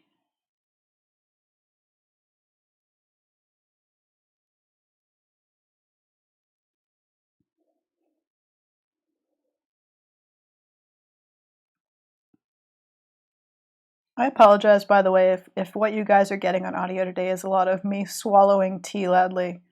Um, I don't I don't mean to have weird extra sounds in there, but I'm trying hard to keep my throat clear. Or we're gonna have to go back to Stardew Valley, where I do the voice of Mayor Lewis because I have a cold. Although, tell me I look pretty. Um, I may go back to Stardew Valley's darkest timeline next week. I haven't decided. I may feel very like sculpting, but it's the day after our Thanksgiving here in the United States, and I might feel like being on vacation, and in which case I will end up subjecting all of you to me doing funny voices live on stream again. I mean, if you demand Stardew Valley, I'm not gonna deny you. I have way too much fun doing silly voices.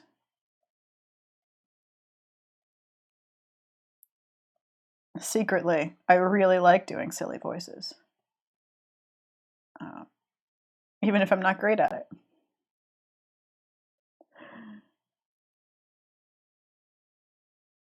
I don't think you can start a bar fight in Stardew Valley. I'm assuming I can offend everyone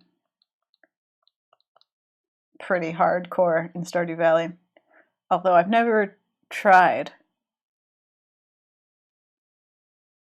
But you can give people gifts and you can give them things they hate as gifts. And that's fun. So yeah. Anyway, I could go back to Stardew Valley Lovecraft. Maybe I'll finally be able to jump from Southern cowboy to Scottish in one stream. As we learned the last time, apparently I can't stop doing Southern in order to switch to pirate voice. It's either pirate or cowboy. It's not both. It turns out. So, yeah, no, I do go into withdrawal if I don't get to sculpt after a certain amount of time. But I have a car, so I can just go get more clay if necessary. I have multiple kinds of clay. I have so much clay. And I can always draw pictures on the computer for a while. I've realized that I've been doing details in the wrong sheepguana in the wrong layer, so that's just a thing that I need to, correct. Just put that back where it belongs. On figure 1, I do. there's 50. Okay, there's 50 pounds of clay on the dining room table. Clay comes in 25-pound blocks. And the local supplier sometimes has a sale where they do 20% off all the clay, and when they do, I buy a lot of clay, because then I can just keep it and use it whenever I need it. And the place that I store clay is the trunk of my car, because honestly, it's a weirdly good place to store clay. It's outside.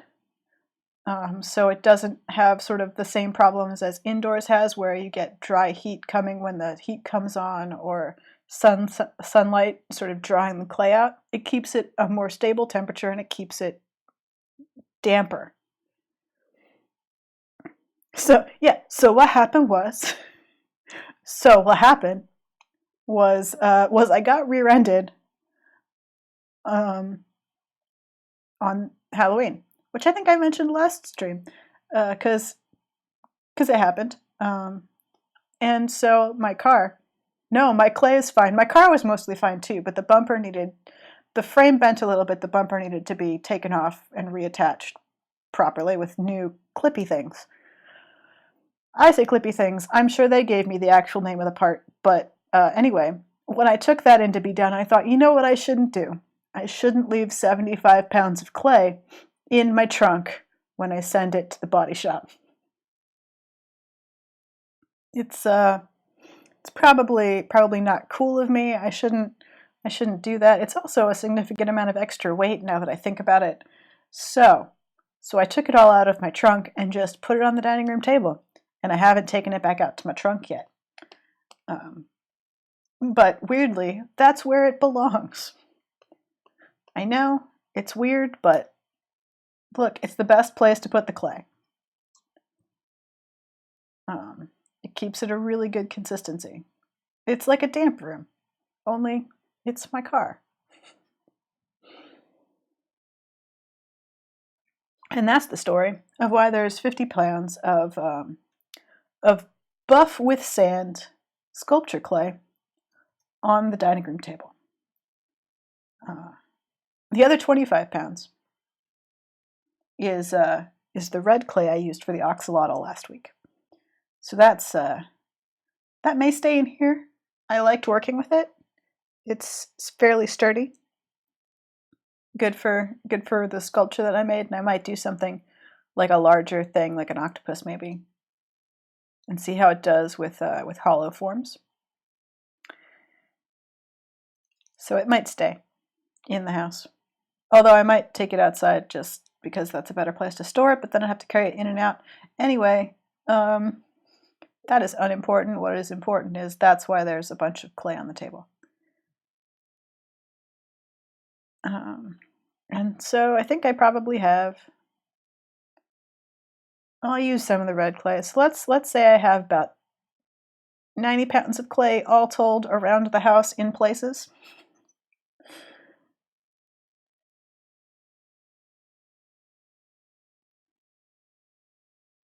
So, you know, I made a bunch of quail this past weekend, but I made them to be partridge in a pear tree Christmas ornaments. Specifically, ideally to sell at a Christmas sale I am taking part in locally. So I haven't posted pictures yet because I don't want the internet to be like, I want one, and have to say, well, you can't have one this Christmas. I only made 5. But anything that I don't get done for that sale or that isn't sold, I'll put up. That the second week of December, I think, or so, for sale in the shop, so that I can ship it in time for the holidays. All right, I feel like we've accomplished a general sketch of our good realistic sheepguana. Oh, we're all caps quail now. So this is feeling pretty solid. Oops, we need figure 2. That's right. I made the lower one of the lady figure 1, and that was intentional. True story. There we go. You're figure 2. I'm starting to wonder if maybe I want the period. What do we think? Period. Yeah, that kind of makes it feel a little bit less like I'm talking about the fruit, frankly. So let's put periods in there.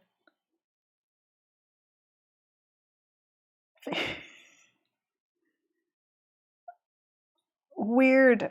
I don't know. Oh, interesting. I mean, it's fine, but I do kind of see why it got flagged. It's I'm the mod Santa. That's me. I was like, yeah, I see what happened there, but it's fine. It's just it's close to problematic things. So good work, bot that flags things. But no, Hannah's just talking about my accent. Figure 1 and figure 2. I can make it worse. I can go full on East Tennessee.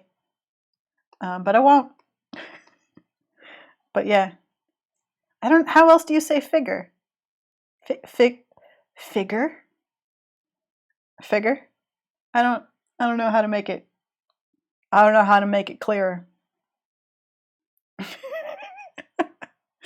Oh, sorry.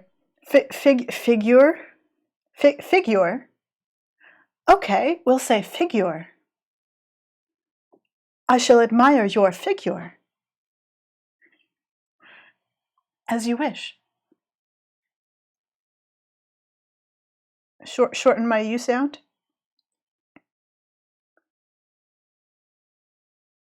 You sound so tortured. Figure? Figure? Figure. It's figure. It's figure. And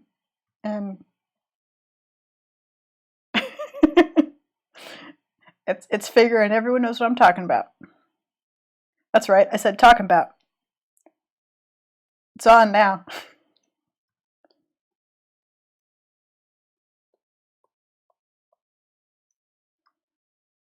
Y'all, I grew up in hillbilly land. I can make this real hard to follow.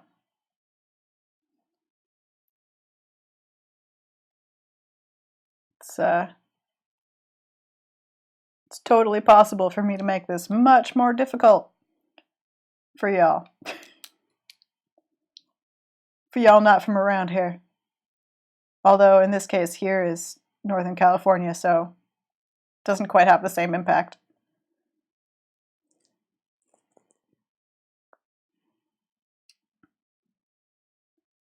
But Chattanooga is not Middle Tennessee.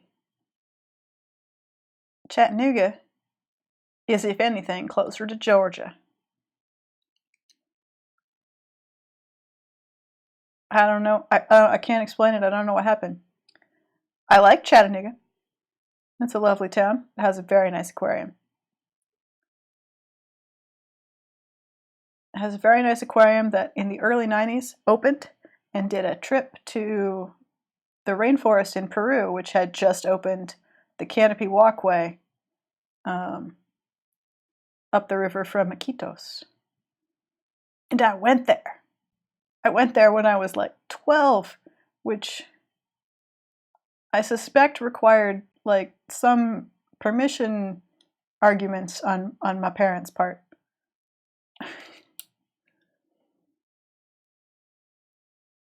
And it was amazing. And that's what Chattanooga makes me think of. Peru, figure that out.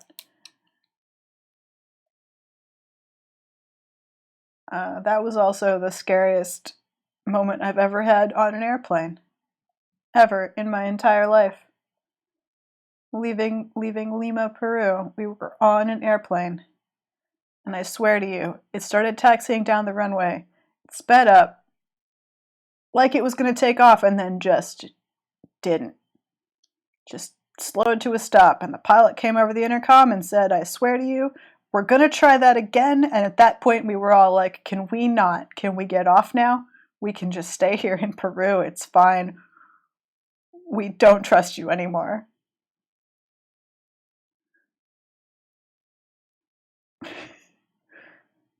In whoever that pilot was' defense, we did do it again and took off, and it was fine, and we landed in, I want to say Miami. I forget now, it's been a long time ago. But yeah, that was, oh boy. I mean, he might have been messing with us, because I feel like that was just, like, there weren't that many people on the plane. I feel like it might have just been, like, our group of, like, 15 or whatever. And maybe a few other people. Like, it was a mostly empty aircraft. We also waited for 4 hours for it to be able to, like, land and everything, because there's, like, no radio. There was no radio tower. I assume that's been fixed since. This was, like, 93. But there was too much, like, fog for them to, it was a whole thing. It was terrifying. But yeah, I kind of hope he was messing with us. That makes it seem less terrifying and more like he was just having a good time.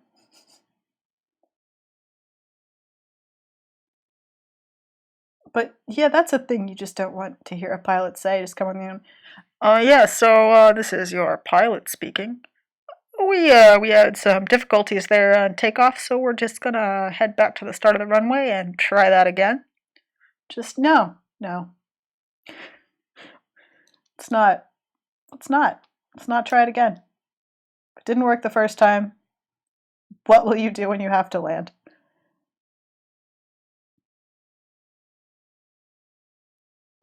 And yeah, that's what Chattanooga makes me think of. Good times. Good times at the Chattanooga Aquarium. I don't know if they ever did any other trips like that. It might have just been a thing for when they first opened.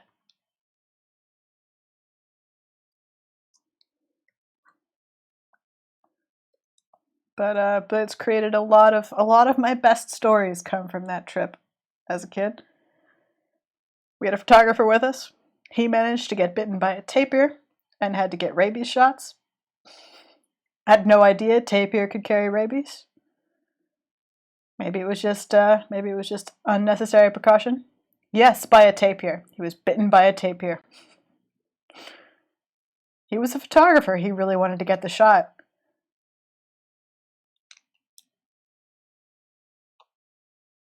It was, in his defense, it was running through like our camp, so it was right there.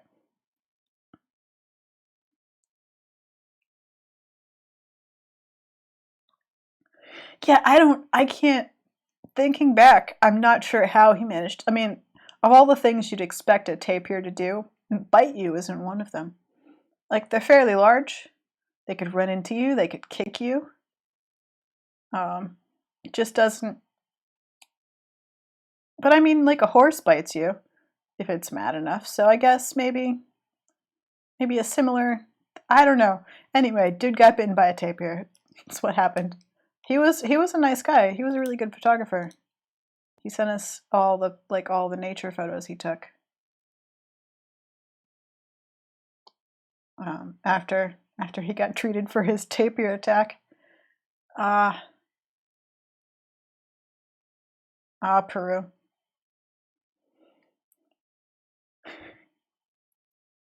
Yeah, right. Exactly. It just doesn't seem like a thing a tapir would do is bite you. But be warned, it can happen. Oh, let's see. I also almost fell into one of those black lakes that have more concentrated numbers of piranhas. So that's fun. Caught myself on a branch though and didn't fall. Good job, 12-year-old me.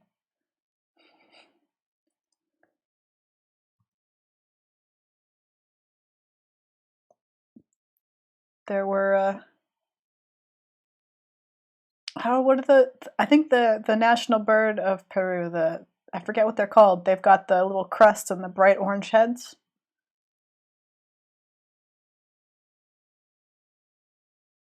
There was a whole like day excursion to find those. Yes, the cock of the rock. No, it was the little pretty ones, the cock of the rock. Um, Not that cassowary aren't pretty, but as we've discussed, cassowary are murder birds, and I also don't think they're from Peru. I think they're. I feel like they're from maybe Australia. Maybe I just think that anything large and murdery is from Australia or Africa. I don't know. Anyway, um, what other good? Oh, my mom came with us, and that was yeah. So there was a guy with us who dropped his sunglasses off the dock into the river, and he was paying a local to dive for them, which is I don't even if I were that local. I mean, I hope to God that local just did it like 8 times, and like I think he was getting paid per attempt. I hope he just kept trying.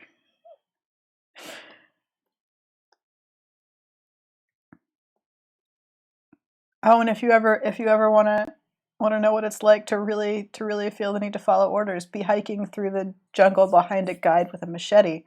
and have him shout freeze. That's, yeah, if the guy with the machete tells you to freeze, you freeze. Turns out the guy with the machete had hacked a wasp nest in half with his machete, which, not great. But hey, if you freeze, they don't sting you. I think he got a couple of stings, but for the most part, I think we were all fine. And probably sort of relieved because there are a lot of very poisonous snakes in the Amazon jungle, and we were, I think, all sort of assuming that it was definitely one of those, and probably more afraid than we otherwise would have been.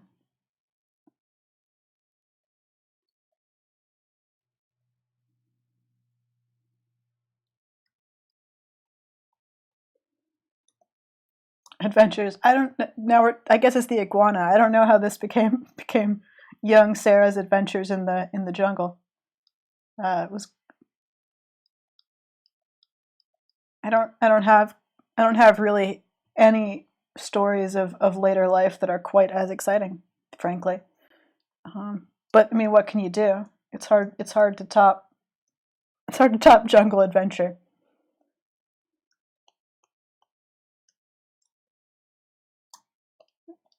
Our guides' names were Juan and Angel, which is when 12-year-old me learned that Angel was a name you could have and that it was spelled like angel, and I thought that was just the cleverest, best thing in the world.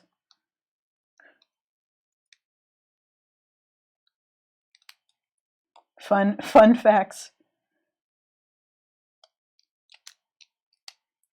All right. I think we were going to do maybe a skull, like a sheepguana skull, now that we've got sketches for you and Ram. There's the sort of layout. I don't know, there's not a whole lot in this space. I think this space needs to be smaller, since I've kind of closed it off there. But maybe up here a skull? Up in this upper corner here.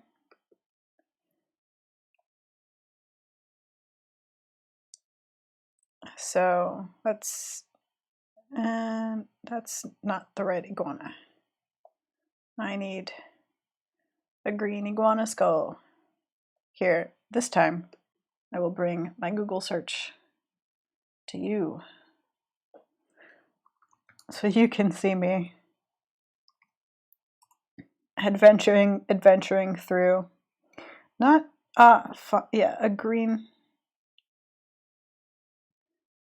Yeah, I think a green iguana skull, as opposed to a Galapagos iguana skull, because I feel like the Galapagos have like shorter noses and smaller mouths.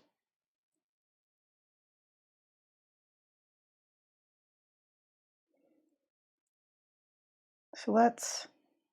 Oh no, Pinterest. Why? Ugh, no. Pinterest, the bane of all things. We'll just drop this directly into Photoshop and make Pinterest go away forever. I think, did I close there? No. Put you back over here on the other screen. There's a way to block Pinterest out of your image search.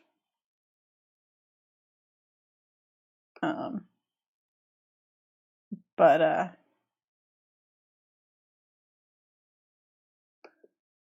I forget it constantly and have to keep looking it up. Yeah, it's one of those sort of, you can like plus minus sort of Boolean search terms in Google. There's a way to make sure that it doesn't look through Pinterest.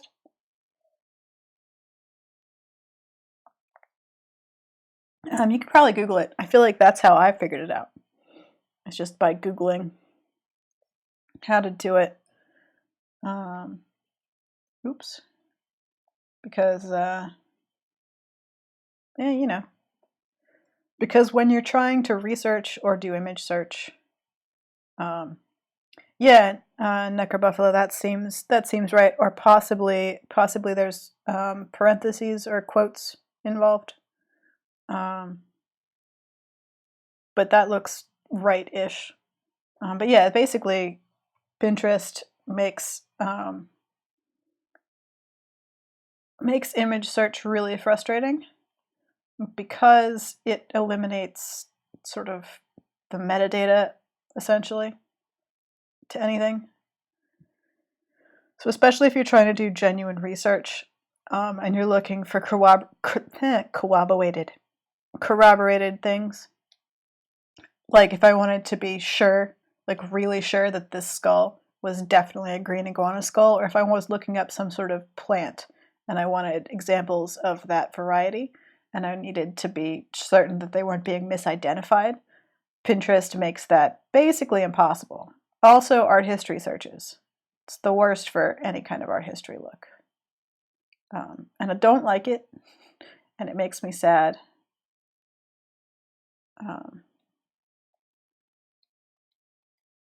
It's also not great for artists in general because it can divorce you from your copywritten material pretty easily.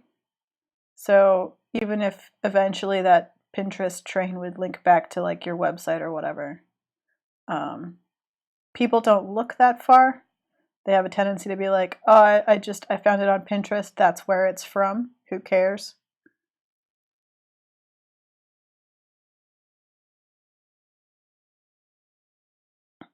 Because yeah, you can go down a chain of Pinterest like, oh, it's repinned from repinning from yeah. Anyway, uh, angry Pinterest rant. The excellent content you can expect in Friday tea time.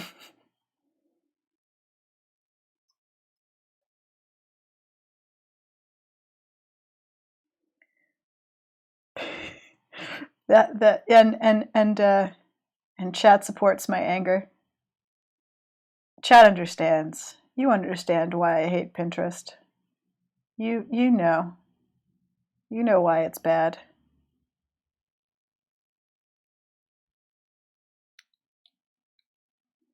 I mean, I say chat. What I mean is two personal friends in chat right now agree with me. Hooray.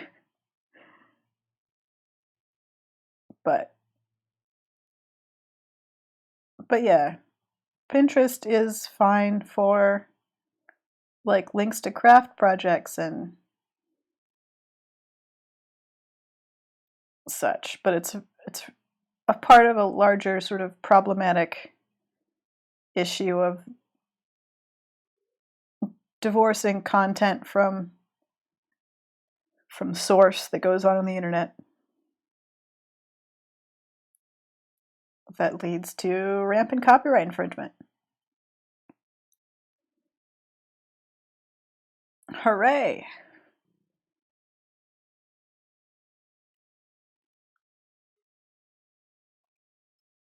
But that's I don't know. That's a rant for that's another one of my TED Talk rants. You can add that to Pinterest bad. Don't work for exposure. Don't be an artist in a void.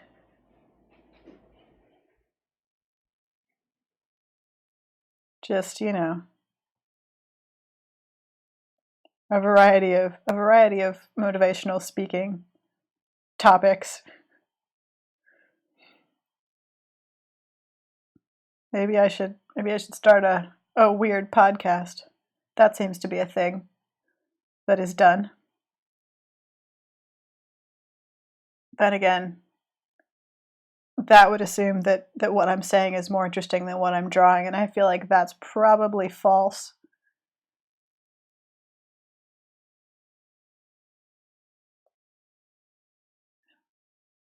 I mean, it's hard to be more interesting than a scientifically accurately rendered sheepguana, after all.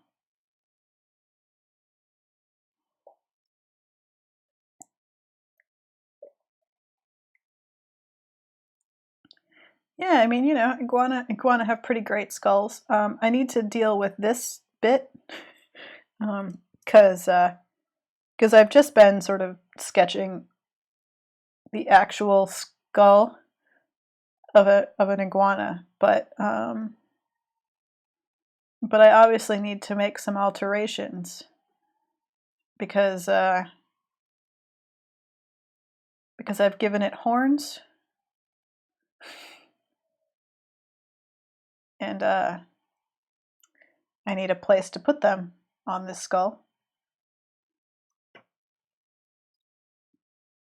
Also, this skull has an underbite, whereas I have not given my sheepguana underbites. So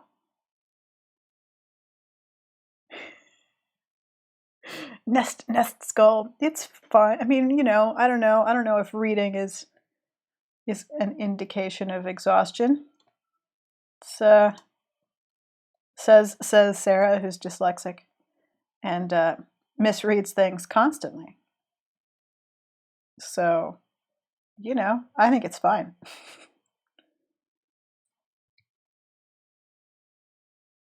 Okay, he has more of a, there we go. More of a thing there. And then down here like that, a little bit of a, and then this comes up. And that's where the spine attaches, I assume.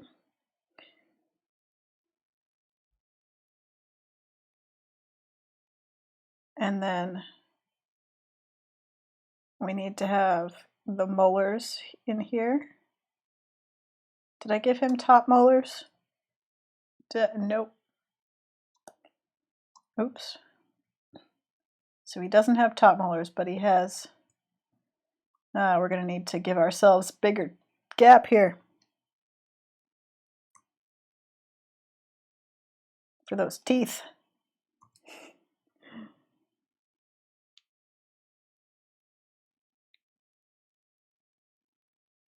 The big cheek circle. Oh. Oh, right. Thank you, Otenchi3. I've been informed that the knobbly end of the jaw obviously does not attach to the spine because, of course not. It supports the this lovely big knobbly bit jaw muscle here. Because he must have pretty strong jaw muscle. So, yes, that makes sense.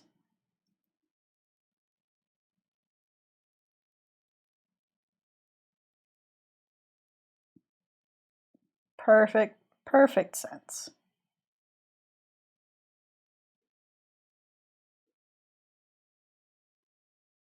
For you know, eating very coarse, difficult to bite and chew substances, as you would need to if you lived in the forest and had to graze. Have I given you the right number of? That's close. Close enough. One more.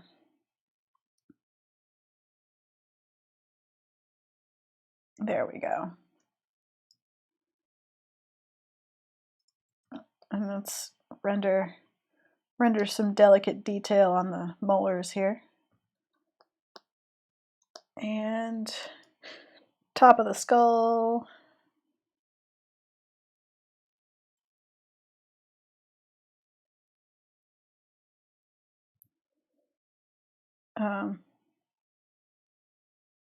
But oh yeah, I've shortened the nose some because I feel like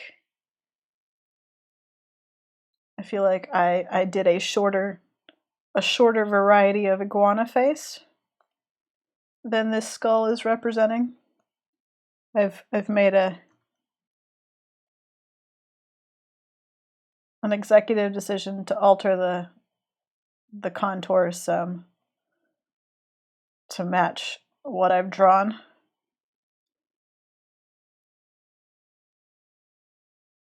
But yeah, no, I need to go back to the back of the head and deal with the fact that now I have to figure out how to attach horns. But first, I put this on the same layer, which is a mistake. So I'm just going to do that. And then, oops, again, where? There we go. You're the layer I want. So now we have to figure out how to attach horns.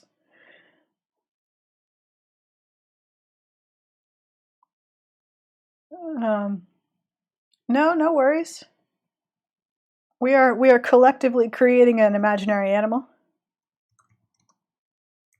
Any suggestions regarding the necessary form of imaginary sheepguana are important? Oh, I know sheep skulls are cooler from the front Google image search, but I really need one from the side. This is kind of something. Let's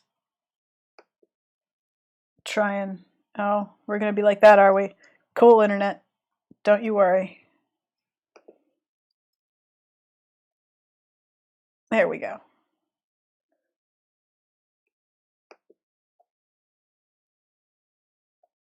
Sorry, chat, for once again doing this completely off screen.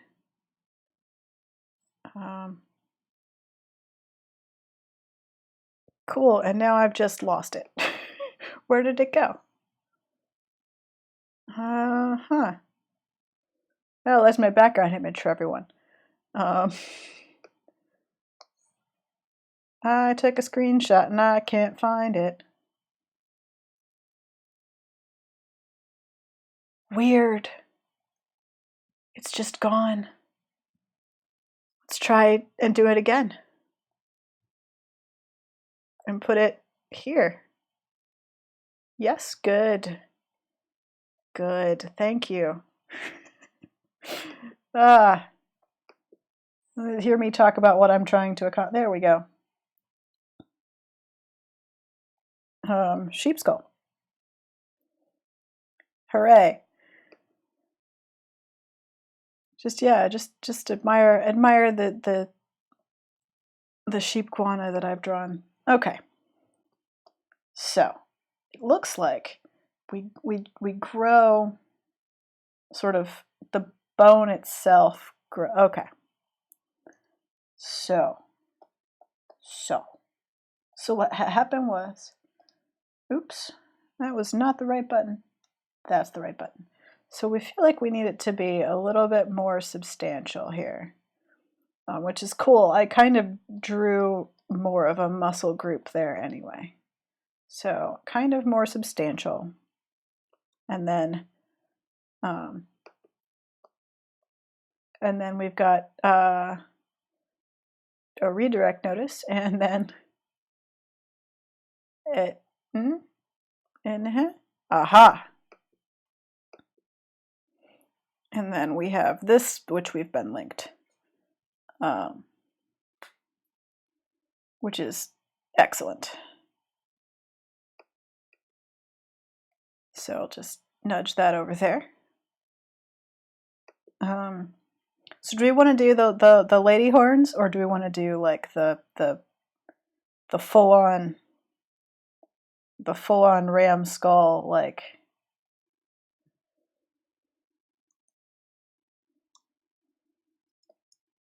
Where did, yeah, so his, not quite, so I had him come around to lady horns with a bow on them. Okay, you said it, chat. I live to serve. Oops.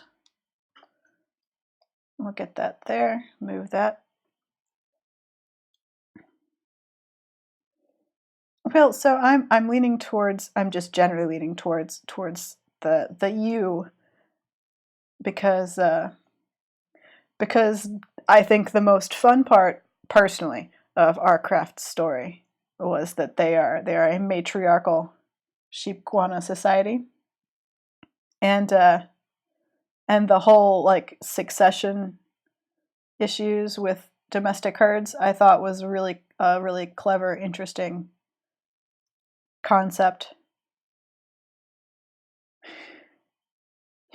So I'm leaning towards the ladies because they're my favorite part of the story. So I think I need to make this hole, move that way a little bit. I'll make it smaller in a minute. Oh no, select one layer. There we go. So then it feels like the horns kind of come up in, and then they have a sheath, kind of, that's the horn.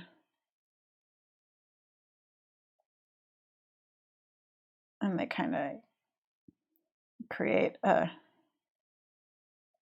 sort of like that. Kind of.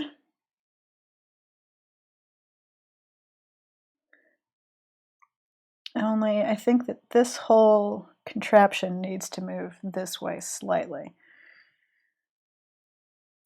because we're at a hard side view, and I think that there's a sort of a multi, like it's like this. Oops, that's trying to draw on top of an image. It's like the sheepguana has like that sort of that shape, and the horns are just slightly, they're slightly lower than that middle crest, because I think a lot of muscles, because of the way their neck are, a lot of muscles have to go through there. So yes, anyway, so like that. And make that just a little bit lower. And tidy this up some.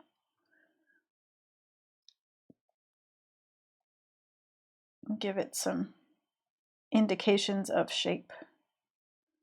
And then then there's another one over here, because I kind of have it on this slight angle. So let's make sure we can see both of them to a point. To a point. A little bit of both of them.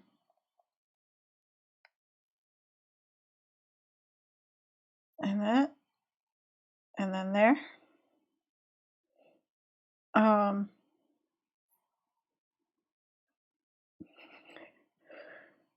So yeah, I'm not, let's see. I was gonna just do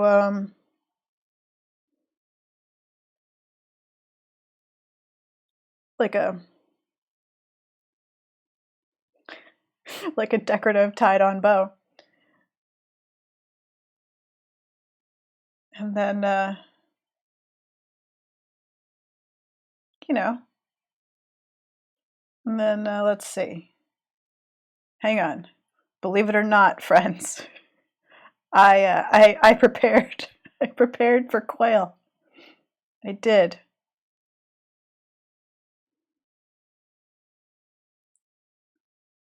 So I'm just gonna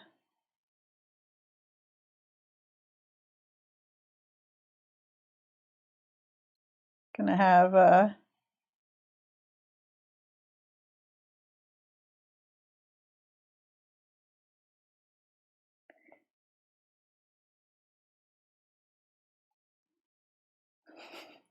stick a little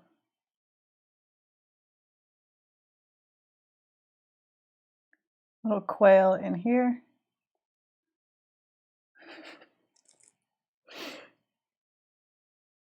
Just, checking out the, oh wait, this is open. Let's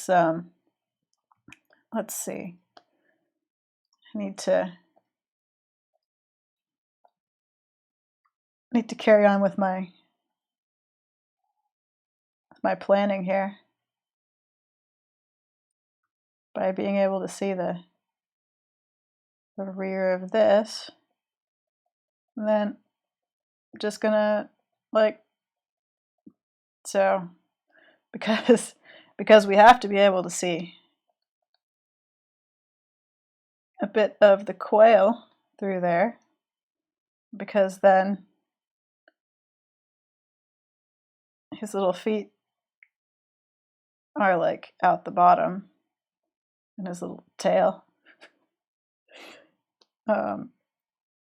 So you know that's yeah, that's more or less what I was thinking. Oops, too many layers. Is like that. So there's a skull with a quail and a bow. All the things you wished for. I'm gonna make it slightly smaller now, so that it fits in that space more. And now, let's add some good horn detail.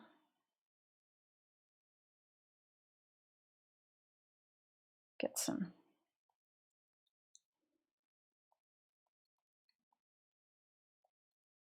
shape to those horns, so that it looks like sheep horns.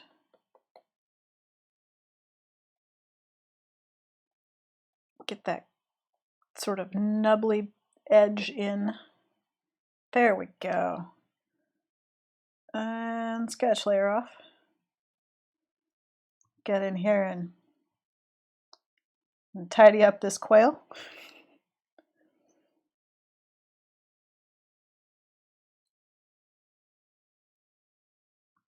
Okay. And most importantly, let's remember, this is figure 3. I'm starting to think that perhaps this should be italic. Yeah, it feels better in italic. Feel free to angrily tell me I'm wrong, chat, but I don't know, it feels a little bit more appropriate in italics. In italics. Is there another way to pronounce that? Italic? It with a eh? Am I betraying my southernness again? Italics.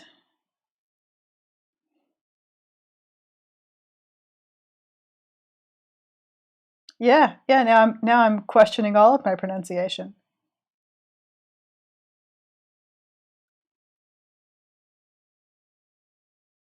Every once in a while, I'll say something that I consider perfectly normal, and someone I know will be like, "That's the most southern thing I've ever heard you say," and I'll have this moment of like, "What was it? What? How? What happened?" I thought that was just how that was said.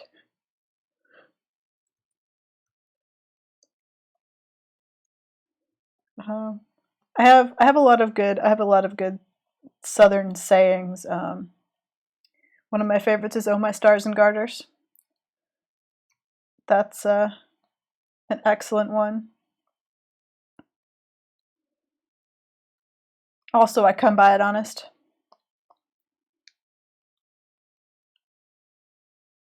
Which is another favorite.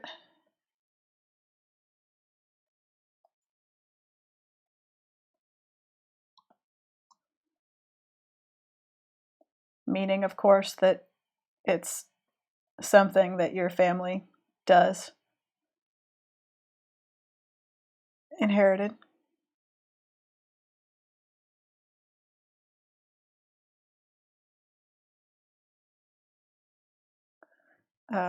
Butter my butt and call me bread or grits, depending on where you're from.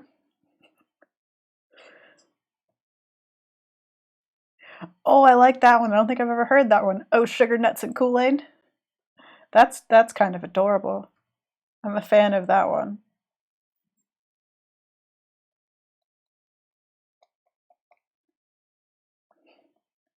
It's a yeah. When you get sort of westerly, you get slightly different sayings.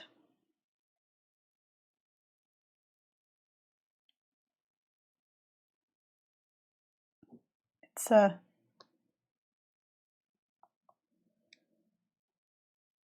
one that we do not do in the South that a friend of mine used, who's from Massachusetts, that has become one of my very favorites, is not my circus, not my monkeys, which describes how I feel about so much of every job I've ever had. This is not my circus, and these are not my monkeys. Why am I wrangling these monkeys? One day I'll make some sort of decorative script and illustration shirt of not my circus, not my monkeys.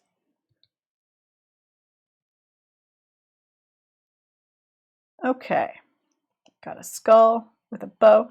You know what this bow needs? No, tangent. Tangent's evil. Evil, evil tangents.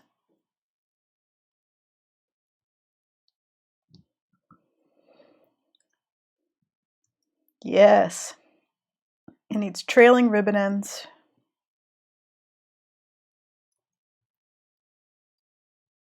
Just clean that curve up a little bit. There we go.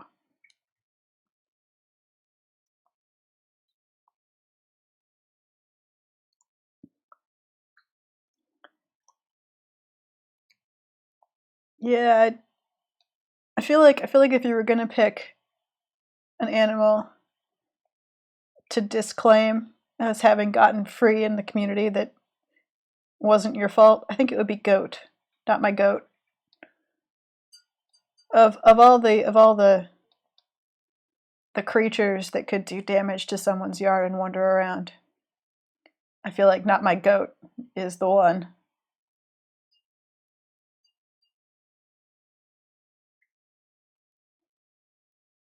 Smart, destructive.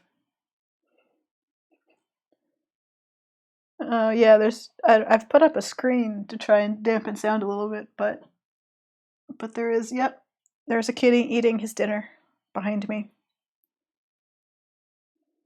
with his little bell, not bell, his little tag from his collar clinking against the dish, and his nom nom nom noise. Jack is, I want to say, about to turn 15. Possibly he's already 15. I think he might already be 15. No, he'll turn 15 when this year ends. So he's not getting bigger or stronger at this point. He's quite big and strong enough.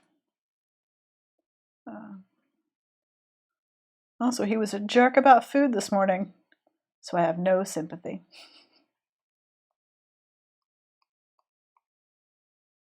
I gave him a nice bowl of chicken, and he didn't want it, and he cried and complained until I dumped it out and gave him a new bowl of food, which he then looked at and did not eat. He is only now eating it. Some 4 hours later. Yeah, he wanted to. I didn't give him tuna either. I gave him turkey. Anyway, my cat's become a problem child about food in his later life. He used to be very easy. He would eat anything. He would steal human food, especially bread and chicken. He used to love chicken. I don't know what happened, you guys. Chicken used to be his favorite thing. I have no explanation.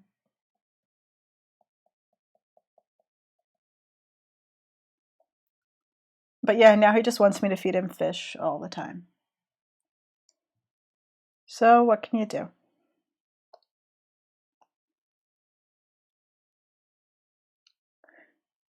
Yeah, I don't know. He has many fewer teeth these days, so perhaps it's because he doesn't like chewing the chicken.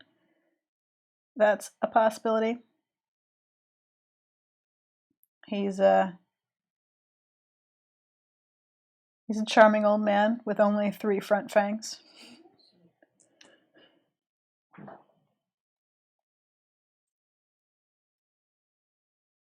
But he is a good boy, other than making me vaguely annoyed. Because I was gonna make him eat the chicken. I was gonna be like, you know what, I'm just gonna leave it until you eat it. But I didn't want to stream around my cat screaming at me for different food for 3 hours. Just seemed like too much trouble. Okay, we have quail, bow. You know what? I think the bow should probably. I think we need to differentiate the bow from the horn. That's, yeah. We could do it with color later. Oh, I have concerns about having to. There we go.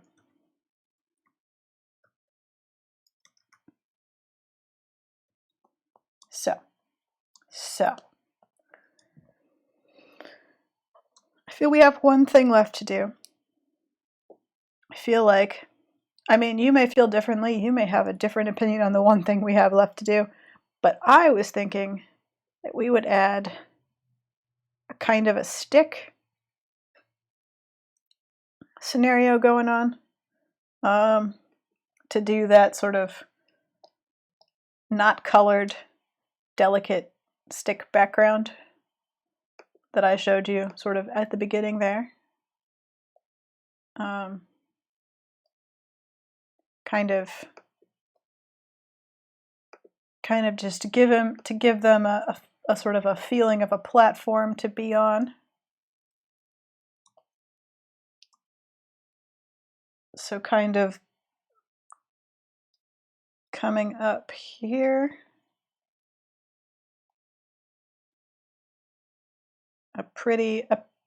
maybe a branch here, pretty thick branch, because we need it to feel sturdy enough to support sheepguana.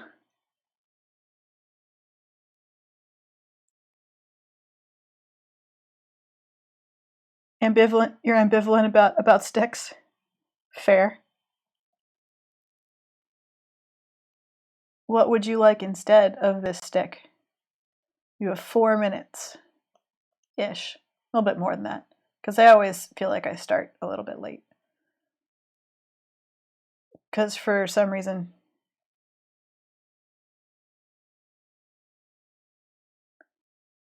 about that kind of stick in this arrangement. What do you want? What kind of stick? Because see, then there'll be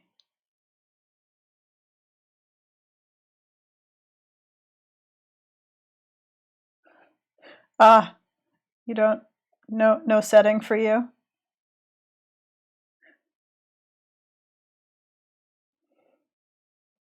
I mean, I would probably, the plan would be to go back in, tighten the line work, and put color on the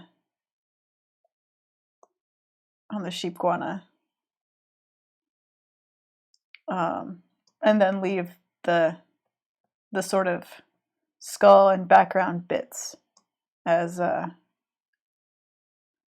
line work. I was gonna put something here too. I could always try and do a foal, a lamb.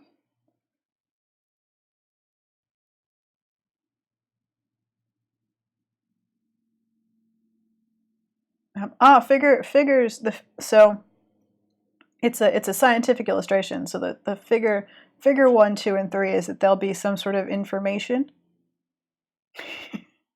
So for example, figure 1, and there'll be a little thing that's like figure 1 is the ewe sheepguana, and then figure 2 is the ram sheepguana, and figure 3 is a ewe sheepguana skull, etc., and so forth. So it's the labeling for the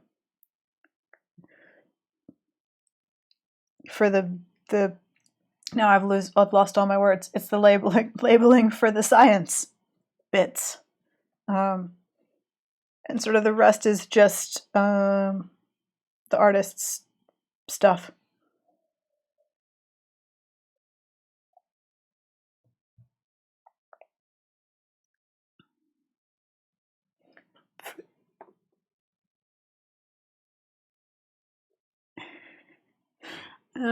For the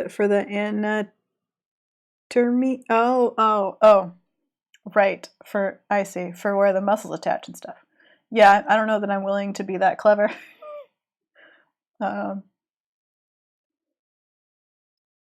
But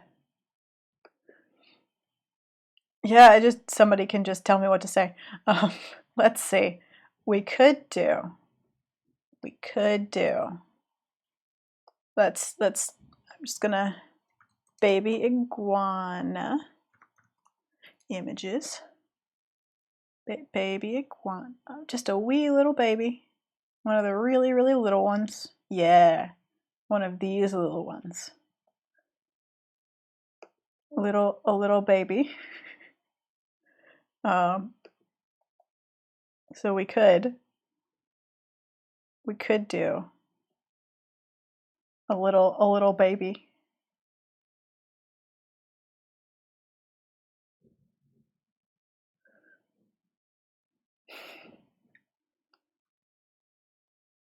A wee youngin.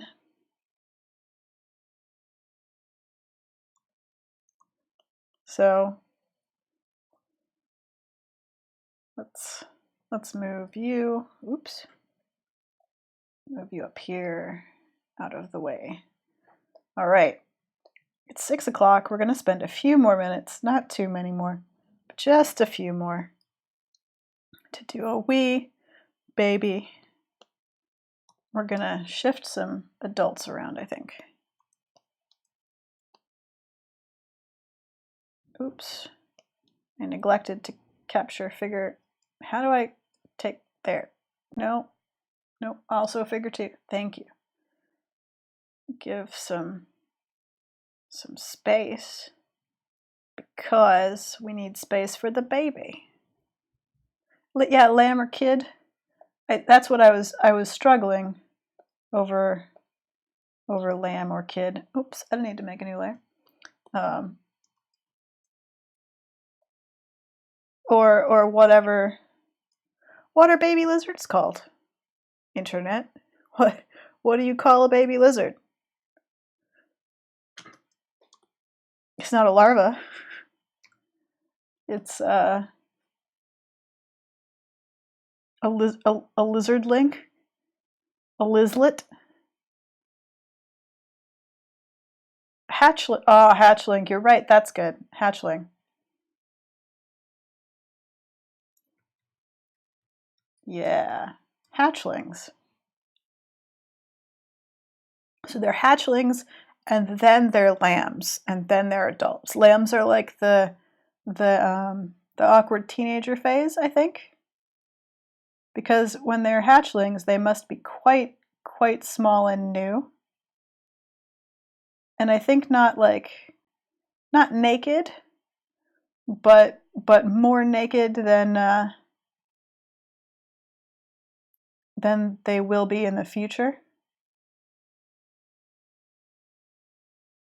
Sort of like baby birds, are born sort of, yeah, like with little patchy floofs, but not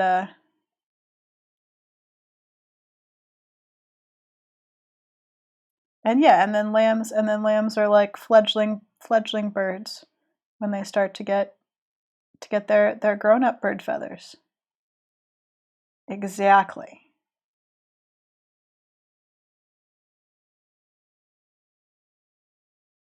They start to grow horns. Yeah. It's the awkward middle of their little lives. Of their growing ups. So this is their spindly little baby form.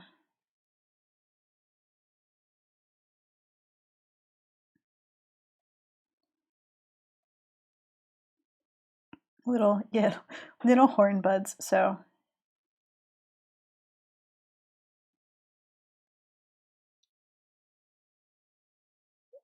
more legs than body, because we all know that you're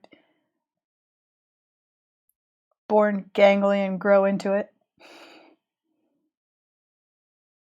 And I think we need to, for scale, we need to shrink it down here. There we go. Yeah, because they must. I mean, they come out of eggs, so they must be hatched quite small comparatively.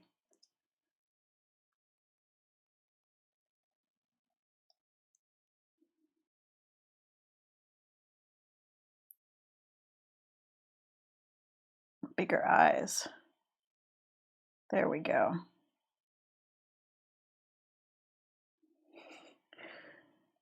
Get some. Yeah, yeah. We little critter with like crazy long. Cause look at this foot. Look at this crazy foot. It's like he was like puppies born with grown up paws and puppy body.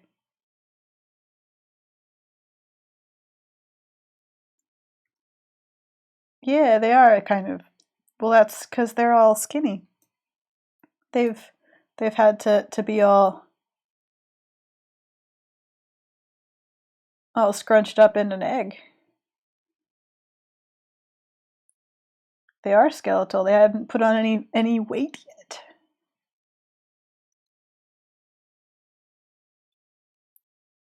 Oh, now I'm losing my voice. Cool. It's a good thing. We're nearing the end before my voice gives out entirely. That too. And then one of the things that I think is really fun about iguana in particular is that they're like this crazy vivid color when they're younger, and then go like a little bit darker and more multicolored as they get older. I'm having issues where I want this tail to go. I want to fill this space nicely, is my problem. Just gonna rotate you slightly. There we go. Thanks, baby lizard. That's better. Good. Yeah, he's gonna have some. So like I kind of started right here. You know, like it's less fuzz and more just like bird down. Like it's just it's more like bird down, or like the hair a baby is born with. Just some little floof.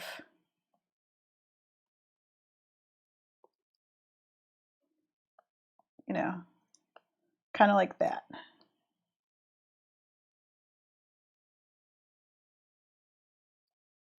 Because he's obviously like he can't be totally naked,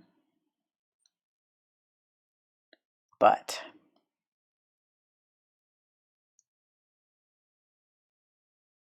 he should have downier, thinner floof, because he's just a wee baby, and he has some like spine nubs, but he doesn't have any spines yet, obviously.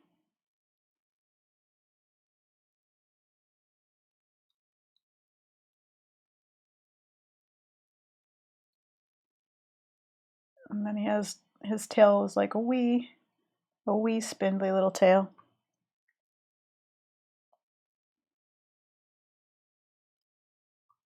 Sorry, you all are watching me draw this upside down as quickly as possible.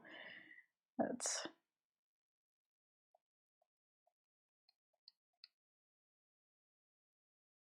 it's like a long spindly tail.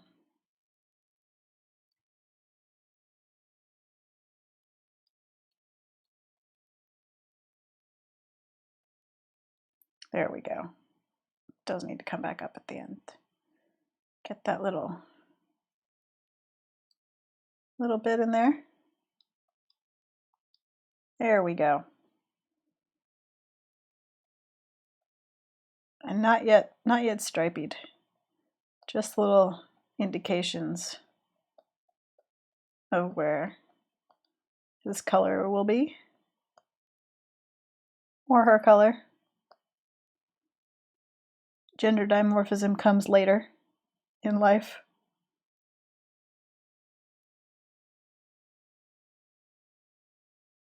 There we go. Oops.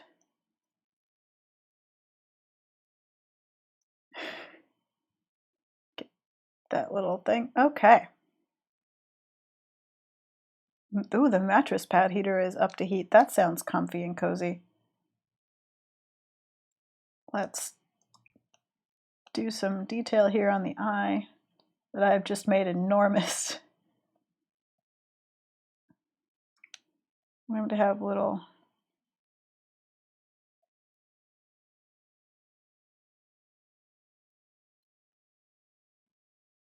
there we go. You know what? That feels weirdly snake-like. Don't like it. Circle. Nice innocent circle.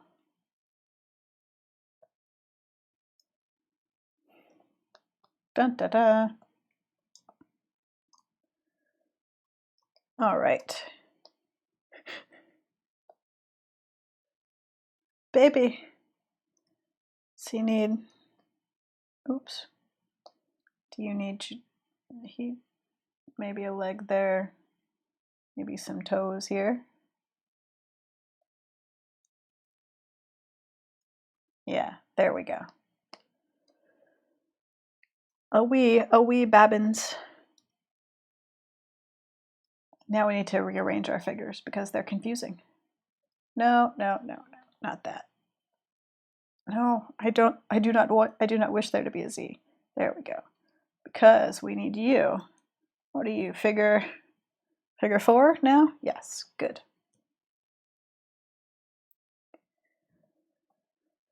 And there we go. Now we need something up here. I guess we'll put the title up there. Figure. The figure. The figure numero 4. Now I'm just slipping into Spanish. I don't know what's happening.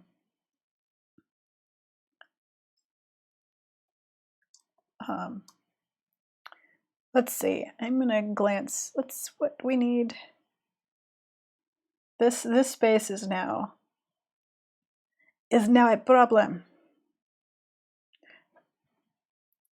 Ah, well. We need a plate number because that's how the ancient art of bookmaking works.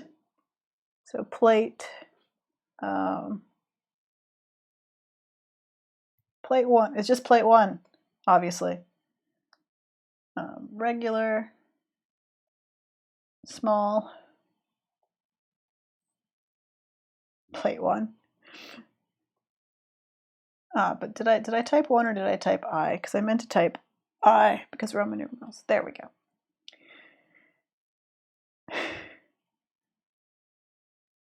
Yeah, because I speak some Spanish and no French, and I mispronounce French constantly, and I just always want French to be Spanish. So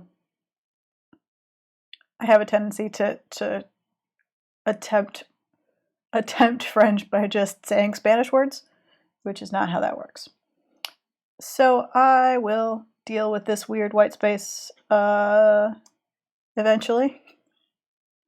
Maybe with a view of the skull from underneath, or perhaps overhead, something like that,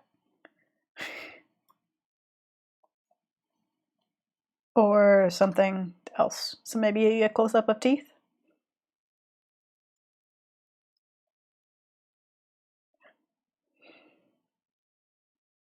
It's Hannah wants a sheepguana sticker sheet of science sheepguana. So there we go. Let's see. This could be where the figure list goes, I guess. Where it's let's put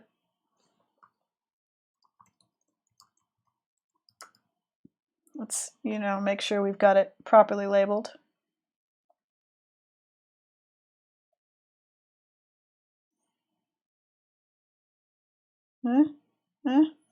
There. I don't know. Here? Sure. Cryptid sticker sheets. Ah, yes. For the moment, nothing is going to be made that requires any payment up front, because I don't have any payment to do. So anything that requires a cost to manufacture does not happen.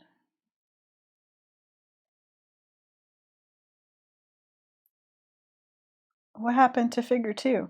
I lost figure 2. Somehow.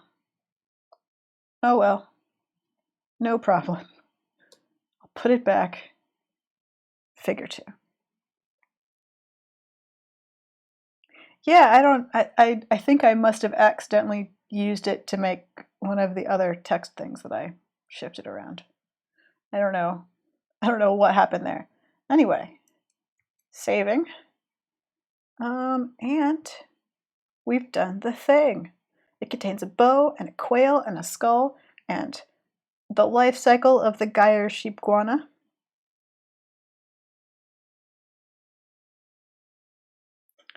Yeah, but I didn't put it back on, but the layer is gone. Like, the layer is actually not there anymore. I had to make a new one. So I must have accidentally deleted the layer. Or, like I said, used that layer to turn it into, I don't know what happened. But it's gone, and I had to put it back. And now it's back. Hooray!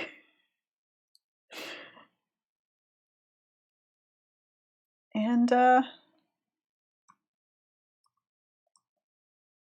we have accomplished the thing. So I think we've done a pretty excellent job of carefully rendering some sheepguana science. It's by sheepguana I hedge more towards iguana and less towards sheep, but that's just how they've always been in my head. If you want more sheep, less iguana, I suggest you view Hannah's excellent sheepguana illustration, which is the other chimerical version that has more sheep features. And we're gonna wrap it up.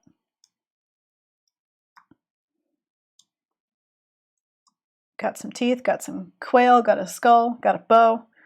We've done all of the things. It's almost 6:20, and I think I'm gonna leave you here, stream.